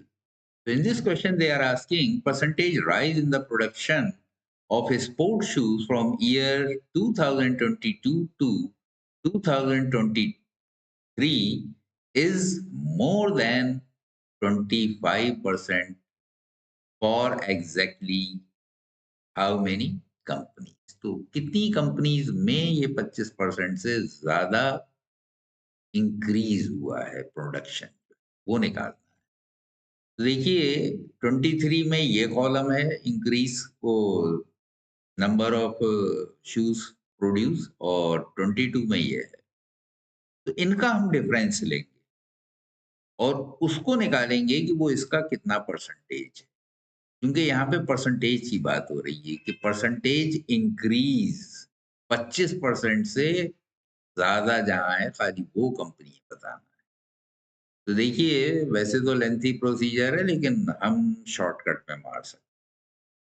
देखिए ये 25 है, ये 33 है, डिफरेंस कितना हो गया? 8 का। 8 25 का कितना है? 1/4 से ज़्यादा है, तो 25% से ज़्यादा हो गया। क्योंकि इसका 25% कितना हो जाएगा? इसका 1/4 यानी 6.25। तो यहाँ 8 डिफरेंस आया। तो बगैर कैलकुलेशन के हमने डिसाइड कर लिया कि हाँ, इसमें है 25% से ज़्यादा। ऐसे ही यहाँ पे देखिए 26 है, ये 30 है। तो 4 का इंक्रीज़ हुआ 26 पे। तो इसका 1/4 कितना आएगा? 6.5 और हुआ 4 तो यानी 25% से ज़्यादा नहीं है, इसे छोड़ दिया। ये 32 है, यहाँ 37, 5 का इंक्रीज़ हुआ 32 पे। तो 32 पे 8 होना चाहिए था, 8 नहीं है ये, इसलिए 25% इंक्रीज़ नहीं। यहाँ पे 24 और ये 32, तो 32 में से 24 माइनस किए 8 हो गया और 24 का 25% क्या है? 6, तो 6 से ज़्यादा है इसलिए 25% से ज़्यादा हो गया। यहाँ 35, यहाँ 41 यानी 6 डिफरेंस। तो 35 का 6 कितने परसेंटेज है? बहुत कम है 25% से, क्योंकि इसका 25% कितना होगा? 8.75 और है कितना ये 6, तो 2.75 कम रहा, तो यानी ये भी नहीं लेंगे, छोड़ देंगे। अब यहाँ पे 18 या 24, तो डिफरेंस कितना हो गया? 6 और 18 का 25% है 4.5, तो 4.5 से ज़्यादा है इसलिए ये भी हम ले लेंगे, 25% से ज़्यादा हो गया। यहाँ 30, यहाँ 35, तो 5 का डिफरेंस, तो 30 का 25% कितना हो गया? 7.5, तो यानी उससे कम है। तीसरी ये जो मैंने मार्क किए हैं, हाइलाइट किए हैं ये 3 कंपनी, इनमें सेल 25% से ज़्यादा है। बिना कैलकुलेशन के देखिए खाली हमें अंदाज़ा लगाने से पता चल गया, मगर आपका कैलकुलेशन थोड़ा स्ट्रॉन्ग होना चाहिए। कि कम से कम इनका डिफरेंस जो है 1/4 है कि नहीं, उससे ज़्यादा, वो आपको जज करना आना चाहिए। अगर ऐसा आप कर सकते हैं तो ये शॉर्टकट मार सकते हैं। तो इस तरह से सेकंड इसका ऑप्शन 2 है। नहीं 3, 3 कंपनियाँ ये देखिए जो मैंने हाइलाइट की, ये ऐसी हैं जिसमें 25% से ज़्यादा सेल हो।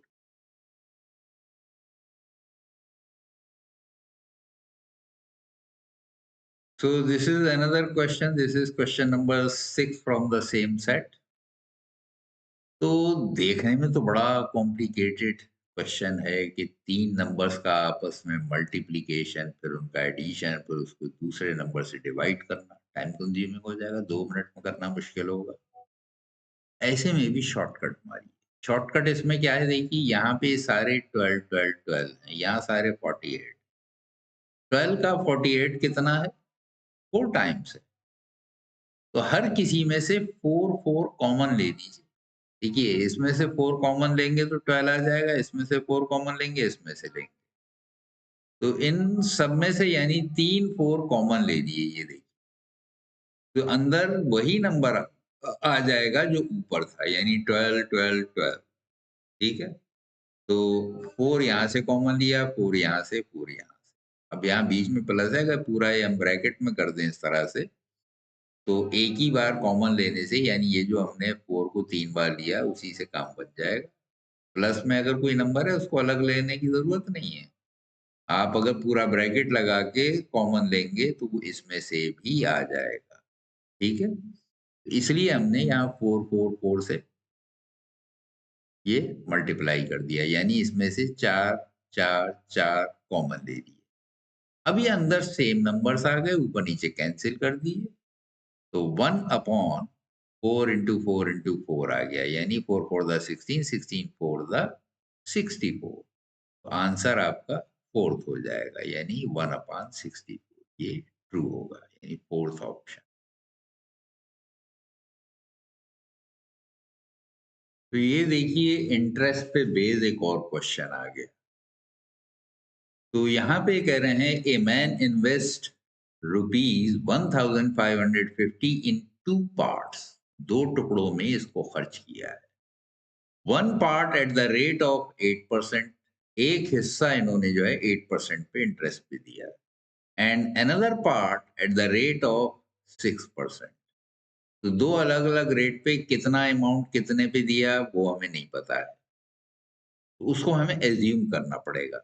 If the total interest earn in 1 year, 1 year, ज़्यादा टाइम का नहीं है, सिर्फ 1 साल का है, इज़ 106, और ये जो इन्हें इंटरेस्ट मिला वो दे रखा है कि 106 है ये, 106। Find the amount invested at each rate of interest respectively. तो दोनों पे अलग-अलग कितना पैसा लगाया वो बताना है। तो हम क्या करेंगे? टोटल तो हमें मालूम था, लेकिन अलग-अलग कितना इन्वेस्ट किया नहीं मालूम है, तो किसी एक को एज़्यूम कर लिए। दूसरे को निकालने के लिए इस अमाउंट में से वो जो एज़्यूम किया उसे माइनस कर दिए, तो दूसरे का अमाउंट आ जाएगा। तो वही देखिए यहाँ मैंने किया, फर्स्ट पार्ट को हमने एक्स मान दिया, एक्स पार्ट जो है उसपे 8% पे इन्होंने दिया। तो x इंटू 8 इंटू 1/100, 1 ईयर है, वो तो दोनों में ही सेम है, तो 1 लिखें ना लिखें कोई फ़र्क नहीं पड़ता है, मेन है कितना अमाउंट था, कितने परसेंटेज पे दिया। तो x इंटू 8/100, और यहाँ हो जाएगा 1550 माइनस x इंटू 6/100। ईयर 1 होगा, ना लिखें तब भी कोई फ़र्क नहीं पड़ता, ठीक है? अब इसको मल्टीप्लाई कर दीजिए, और ये सब इक्वल किसके होगा? 106 के, ठीक है? तो 8 और x को मल्टीप्लाई किया, यहाँ 1550 माइनस x को 6 से मल्टीप्लाई किया, और इसको इक्वल 106 कर दिया, जैसे कि यहाँ पे करके दिखाया है मैंने, ठीक है? तो ये देखिए 8x हो गया, और यहाँ 6 से किया, 1550 को 6 से मल्टीप्लाई किया, 93600 आ गया। x को 6 से किया, माइनस 6x हो गया। 8x माइनस 6x 2x हो जाएगा। तो ये देखिए 2x आ गया यहाँ। और ये जो था 9300 इसको राइट हैंड साइड ले जाएंगे, लेकिन उससे पहले नीचे का जो 100 है इससे इधर मल्टीप्लाई कर देंगे, अदरवाइज ये फ्रैक्शन में होगा। तो 100 को इधर ले गए तो 106 इंटू 100 10600, ठीक है। ये देखिए 10600, इसमें से अब ये 9300 जो है ये माइनस कर दें, तो ये माइनस करने से कितना आ जाएगा 1300।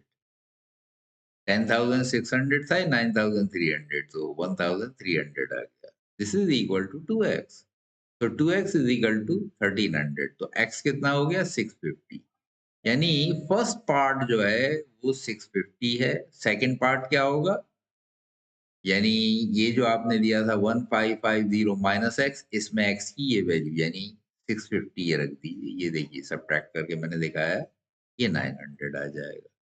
तो फर्स्ट पार्ट 650, सेकंड 900, और ये ऑप्शन है आपका फर्स्ट, यही आंसर हो जाएगा।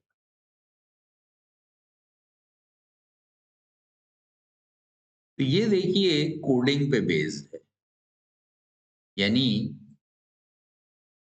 ये रीजनिंग में आपने चैप्टर पढ़ा होगा कोडिंग वाला, उस पे बेस्ड है। ये थोड़ा टेक्निकल मैंने कर दिया है, थोड़ा सा एक्सप्लेन करने के लिए कि किस तरह से हम चूज करें। देखिए इसमें क्या तरीका होता है कि ये अलग-अलग स्टेटमेंट दिए हुए हैं, अब इनमें जो कॉमन पार्ट है उसे हम चूज करके उससे उसका कोड निकाल लेते हैं। जैसे देखिए यहाँ पे दिया है बिटर, पेशेंट, स्वीट, फ्रूट, और यहाँ पे दिया है होपिंग इज कंसीलिंग बिटर। तो कॉमन क्या है, ये बिटर।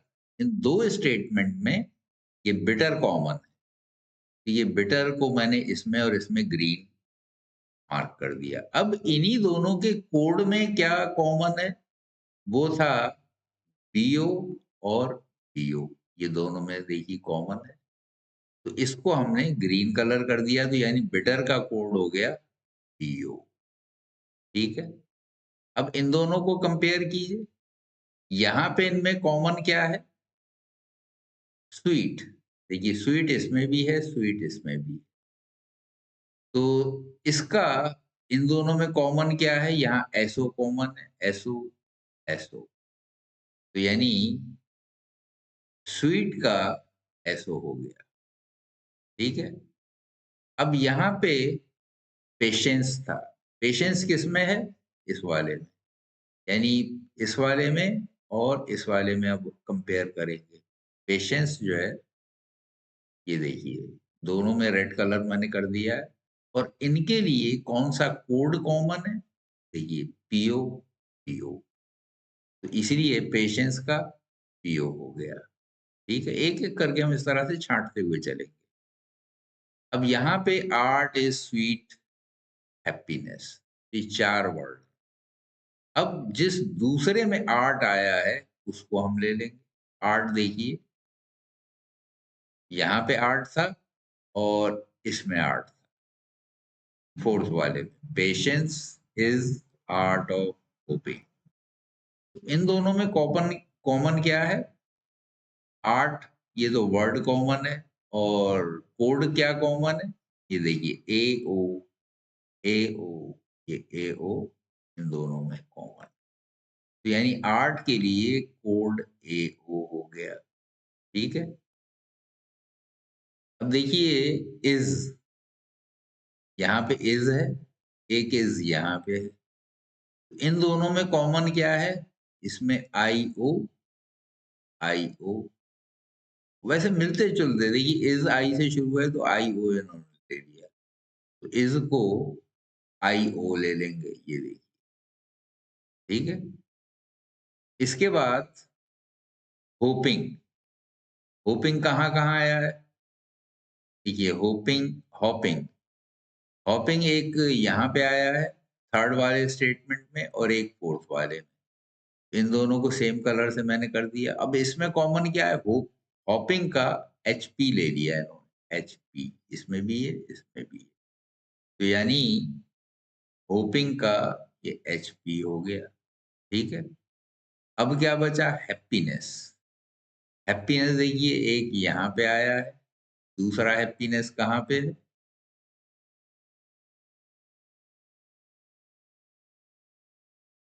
हैप्पीनेस और किसी में नहीं आया, लेकिन इसमें क्या है कि 3 चीज़ें हमें ऑलरेडी मालूम हो गई और 3 कोड इसके मालूम हो गए, तो जो चौथा बचा है वही हैप्पीनेस का हो जाएगा। यानी हैप्पीनेस का एचओ। तो ये सारे कोड हमें पता चल गए। अब हमें क्या चाहिए था? Patience is happiness. तो पेशेंस का पीओ ये लिख दिया मैंने। इज़ का आईओ ये देखिए पेशेंस और इसके बाद आईओ, आईओ ये ले लिया। हैप्पीनेस, हैप्पीनेस एचओ ये यहाँ ले लिया। तो patience is happiness is PO IO HO. तो ये ऑप्शन क्या है? ये है देखिए पीओ आईओ एचओ। यानी fourth option is the true answer.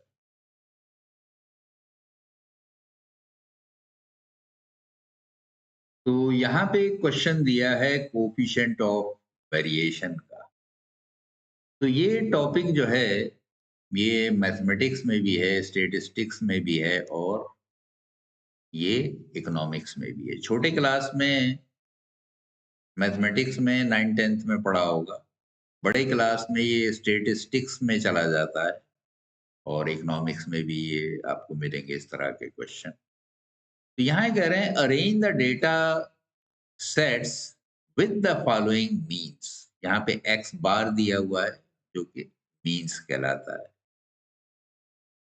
And standard deviation जिसे सिग्मा से डिफाइन करते हैं इन डिक्रीजिंग ऑर्डर यानी घटते क्रम में इनको लिखना है। काय को घटते क्रम में? Coefficient of variation. और कोफिशिएंट ऑफ वेरिएशन क्या होता है? सिग्मा अपान एक्स बार। तो ये फर्स्ट वैल्यू जो दी हुई है ये सिग्मा है और सेकंड जो है ये एक्स बार है। तो यानी फर्स्ट वैल्यू को सेकंड से डिवाइड करके हमें वो वैल्यूज निकालनी है। तो वो यहाँ पे मैंने डिवाइड करके दिखाया है। यहाँ पे CV is equal to 4.3 upon 13.8। Point से पॉइंट उड़ा दिए सीधा 38 को 43 को 138 से डिवाइड कर दिए। ठीक है, तो यहाँ पे 43 अपॉन 138। तो अब ये नहीं जाता है, पॉइंट लगा के एक जीरो बढ़ा देंगे तो 430 हो जाएगा। इस तरह से डिवाइड किया तो 311 आ गया। ये 311 हमने यहाँ पे आंसर निकाला है। सेकंड ऑप्शन यहाँ पे 3.8 और 12.7 है। तो ये हो जाएगा बेसिकली 38 अपॉन 127, क्योंकि पॉइंट से पॉइंट हटा देंगे 38 बन जाएगा, ये 120। इसको डिवाइड करेंगे 0.29 आ जाएगा, ये 0.29 आ गया। और थर्ड सेट है 5.7 सिग्मा दिया है और एक्स बार 14.9। तो यानी 5.7 को 14.9 से डिवाइड कर दें। ये मैंने नीचे करके दिखाया है। ये देखिए 57 अपान 140। तो चूंकि पॉइंट से पॉइंट यहाँ पे भी हट जाएगा, पॉइंट दोनों में वन प्लेस पे है, तो 57 अपान 140। इसको डिवाइड किया तो ये आ गया 382, 0.382। और डी जो है ये है 4.7 अपॉन 14.1। तो ये मैंने यहाँ पे निकाल के दिया है, तो 47 अपॉन 140। तो ये रिपीट होता जाएगा 0.333, इसलिए मैंने दो प्लेस के बाद छोड़ दिया, क्योंकि सेम नंबर देखिए रिपीट हो रहा है, तो इसलिए यहाँ पे भी 3 टाइम ही जाएगा। अब इनको हम कंपेयर करेंगे तो सबसे बड़ा नंबर देखिए सी है, 3.82 है। सेकंड नंबर 0.333 जो है वो होगा, तो यहाँ सेकंड मैंने लिख दिया।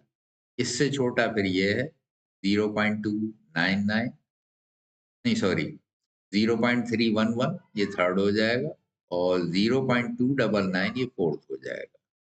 ठीक है, तो यानी ये फर्स्ट हो गया, ये सेकंड, ये थर्ड, ये फोर्थ। इसी ऑर्डर में इसको हमें रखना है और ये ऑर्डर हो गया CDAB। ये देखिए CDAB। तो CDAB ये आपका सही आंसर होगा। तो यहाँ पे भी देखिए CDAB ये आपका ऑप्शन, यानी 31 का थर्ड ऑप्शन।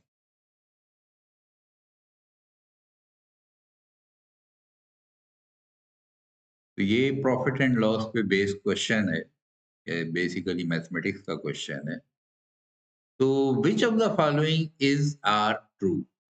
यहाँ पे 4 अलग-अलग ऑप्शन दिए हैं, आपको ये बताना है इसमें से कौन-कौन से सही हैं, कौन-कौन से गलत हैं। तो यहाँ पे if the selling price SP of an article is ₹40 and the gain is 15%, the cost price CP of the article is 32। तो देखिए, कॉस्ट प्राइस से सेल प्राइस निकालना आसान होता है, तो इसको उसी स्टाइल में मैंने लिखा है। अब यहाँ पे दोनों वैल्यूज रख दीजिए अपनी अपनी जगह, तो आप देख लीजिए कि सही आ रहा है कि नहीं। तो हमने जो इन्होंने कॉस्ट प्राइस दी थी उसको ले लिया, तो इससे सेल प्राइस निकाल के देखिए कि 15% पे ये आता है कि नहीं, 40। तो देखिए, सेल प्राइस अगर निकालेंगे तो 32 into 1 plus profit percentage upon 100 यानी 15 अपॉन 100 हो जाएगा। इसको सॉल्व करेंगे, ये आ जाएगा 36.80 और यहाँ पे दिया हुआ था 40, यानी ये रिलेशन सही नहीं है।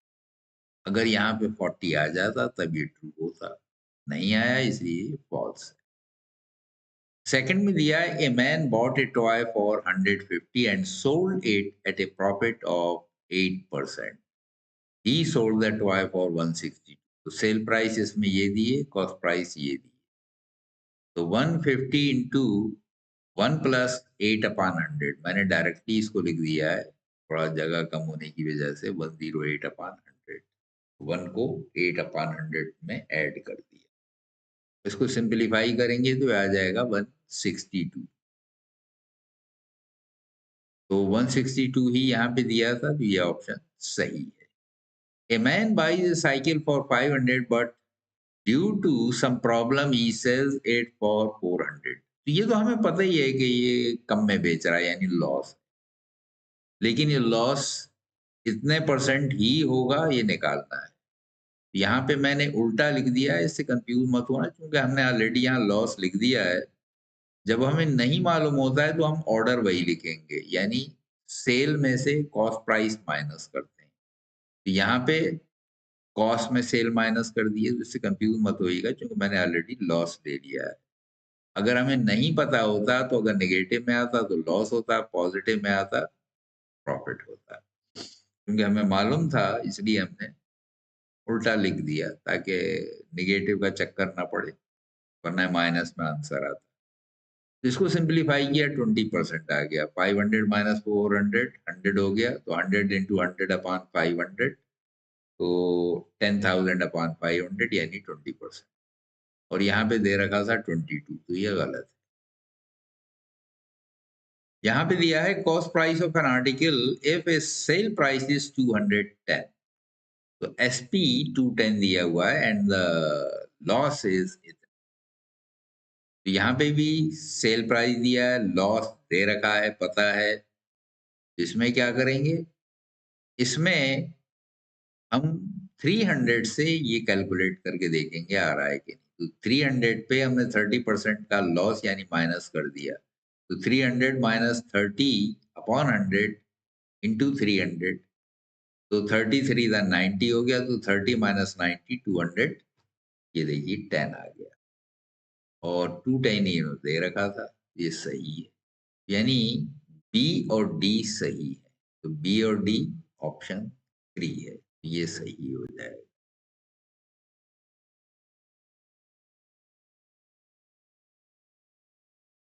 So this is another question. This is also based on statistics और mathematics। तो छोटे क्लास में तो मैथमेटिक्स के ही अंदर होगा। आगे जाके बड़े क्लासेस में ये बेसिकली स्टैटिस्टिक्स का चैप्टर है। Which of the following method of graphical representation of data would be useful in showing association between two variables? और यही मेथड हम इकोनॉमिक्स में भी यूज कर सकते हैं। तो यहाँ कह रहे हैं अगर दो वेरिएबल में हमें डेटा दिया हुआ है, तो उसको किस तरह से हम ग्राफ पे दिखाएं। उसका सबसे बेहतर तरीका होगा स्कैटर्ड प्लॉट। स्कैटर्ड प्लॉट का मतलब क्या होता है, कि 2 वेरिएबल्स हैं, आप उनको अलग-अलग कलर में लेके मान लीजिए आपका एक आया, उसको आपने इस तरह से प्लॉट कर दिया, अब ये इसकी वैल्यूज़ कुछ ज़िगज़ैग किसी भी फॉर्म में आ सकती है। तो मान लीजिए ईयर के हिसाब से ये चेंज हो रही है, जैसे सेल है। तो अब इसको दूसरे से दिखाने के लिए हम क्या करते हैं कि दूसरा जो वेरिएबल है उसको डिफरेंट कलर में दिखा देंगे। तो उसको भी हमने इस तरह से दिखा दिया, मान लीजिए ये आ गया।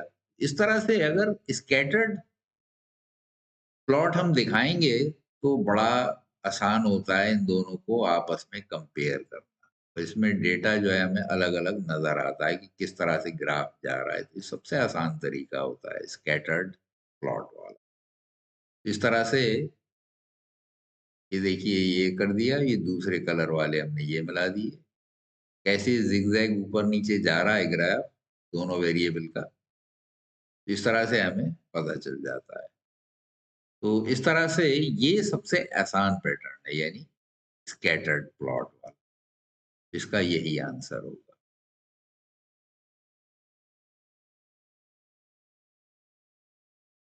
तो बेसिकली ये क्वेश्चन जो है, ये लॉजिकल रीज़निंग का भी है, और चूँकि इसमें रेक्टेंगल और स्क्वायर को कंपेयर किया गया है, इसलिए मैथमेटिक्स का भी कह सकते हैं। तो ये क्वेश्चन भी मैंने यहाँ पे ले लिया है। तो इसमें कहते हैं if the statement some rectangles are squares, कुछ रेक्टेंगल जो हैं वो स्क्वायर हैं, और ऐसा नॉर्मली होता भी है मैथमेटिक्स के हिसाब से। रेक्टेंगल वो फिगर है जिसके चारों एंगल 90 डिग्री होते हैं, और स्क्वायर के भी चारों 90 डिग्री होते हैं, लेकिन दोनों में डिफरेंस क्या है? स्क्वायर की चारों साइड इक्वल होती हैं, रेक्टेंगल की डिफरेंट होती हैं। रेक्टेंगल देखिए इस तरह की फिगर है, इसकी लेंथ और ब्रेड्थ अलग होती है, और स्क्वायर इस तरह की फिगर है जिसकी दोनों साइड्स यानी लेंथ और ब्रेड्थ इक्वल होती है। तो इसमें ये एल कहलाती है, ये बी कहलाती है, इसकी चारों साइड इक्वल होती हैं, जिसको हम किसी भी नंबर से या किसी भी सिंबल से डिफाइन कर सकते हैं। तो ये दोनों रेक्टेंगल हो गया, ये स्क्वायर हो गया। अब ये कह रहे हैं कि if the statement some rectangles are squares, तो रेक्टेंगल में कुछ स्क्वायर हो सकते हैं। कंडीशन क्या है? जब लेंथ ब्रेड्थ के इक्वल हो जाएगी तो स्क्वायर हो जाएगा। ये रेक्टेंगल है और ये स्क्वायर है। तो इस तरह से ये इसका स्पेशल केस हो गया, यानी कुछ रेक्टेंगल में से स्क्वायर भी हो सकते हैं। अब यहाँ पे इन्होंने कहा है कि is given as true when which of the following statements can be inferred to be false। तो यहाँ पे जो false है यानी जो बिल्कुल गलत है उसको छांटना था। तो यहाँ पे कह रहे हैं all rectangles are squares, तो यहाँ पे तो ऐसा नहीं दिया है। some rectangles are squares, कुछ हैं सब नहीं है। तो all नहीं है, ये गलत हो गया। ठीक है? तो लेकिन बिल्कुल गलत नहीं हुआ, यानी बिल्कुल ही उल्टा हो जाता। ऑल रेक्टेंगल्स आर स्क्वायर मतलब पॉसिबल तो है, मगर यहाँ पे नहीं दिया है। अब सेकंड ऑप्शन क्या है? Some rectangles are not squares. Some rectangles are not square, तो ये हो सकता है इसमें। ठीक है? तो सम रेक्टेंगल्स आर स्क्वायर इसमें पॉसिबल है। Some squares are not rectangles, और इसमें कह रहे हैं कुछ स्क्वायर्स ऐसे हैं जो रेक्टेंगल नहीं है। तो ये भी गलत हो गया। तो स्क्वायर तो कोई ऐसा होता नहीं है जो रेक्टेंगल ना हो, लेकिन जो स्टेटमेंट इन्होंने दिया है, इससे हम बिल्कुल गलत नहीं कह सकते। आपकी थ्योरी के हिसाब से तो है, यानी ये वाली थ्योरी भी और ये भी थ्योरी के हिसाब से गलत है। ये दोनों थ्योरी के हिसाब से गलत हैं, लेकिन यहाँ पे कह रहे हैं स्टेटमेंट के हिसाब से following statement can be inferred to be false, यानी जो स्टेटमेंट दिया है इसके हिसाब से फॉल्स कौन सा है, तो बिल्कुल फॉल्स ये होगा कि नो रेक्टेंगल्स आर स्क्वायर्स। ये तो कह रहे हैं सम हैं, कुछ हैं, इसलिए यही सही आंसर होगा। ठीक है, यानी डी ओनली।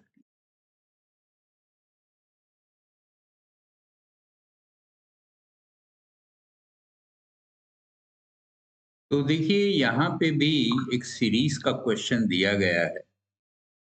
इसमें कह रहे हैं consider series given below, find the number which can be inserted at the place of question mark. तो क्वेश्चन मार्क जहाँ पे आया है, ये देखिए यहाँ क्वेश्चन मार्क आया है, यहाँ पे कौन सा नंबर आना चाहिए वो बताना है।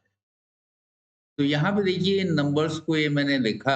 अब इसमें खास पैटर्न क्या नज़र आ रहा है कि इनका डिफरेंस अगर लेते हैं 14 और 5 का तो 9 आ रहा है, 39 और 14 का 25, 88 और 39 का 49, 209 और 88 का 121। तो इस तरह से अब इनको अगर आप गौर से देखेंगे ये नंबर्स क्या हैं, 9 3 का स्क्वायर है, 25 5 का स्क्वायर है, 49 7 का स्क्वायर है, 121 11 का स्क्वायर है और 169 13 का स्क्वायर होगा। तो यहाँ पे देखिए इसको अगर गौर से देखेंगे 3 5 7 11 इनके स्क्वायर। अब यहाँ पे 7 के बाद 9 आना चाहिए था, वो नहीं आया। वैसे ये सारे ऑड नंबर हैं लेकिन 9 मिसिंग है। इसका मतलब क्या है कि ये सारे प्राइम ऑड नंबर्स हैं। तो नेक्स्ट 13 आना चाहिए। तो 13 का स्क्वायर 169 होगा, यानी 209 में 169 ऐड होना चाहिए और इसको अगर हम ऐड करते हैं तो 378 आता है, यानी यहाँ ये नंबर 378 होना चाहिए। अब इसको आगे चेक करेंगे सही है कि नहीं। तो 378 में नेक्स्ट नंबर 13 के बाद क्या होना चाहिए, वैसे 15 आता है मगर वो प्राइम नंबर नहीं है तो 17 होना चाहिए और 17 का स्क्वायर 289 होगा। तो अगर इसमें 289 ऐड करेंगे तो 667 जो कि गिवन नंबर है। तो इसका मतलब ये सीरीज अब कंप्लीट हो, यानी ये मिसिंग नंबर 378 ही होना चाहिए। ये देखिए 378 यानी फर्स्ट ऑप्शन ट्रू है।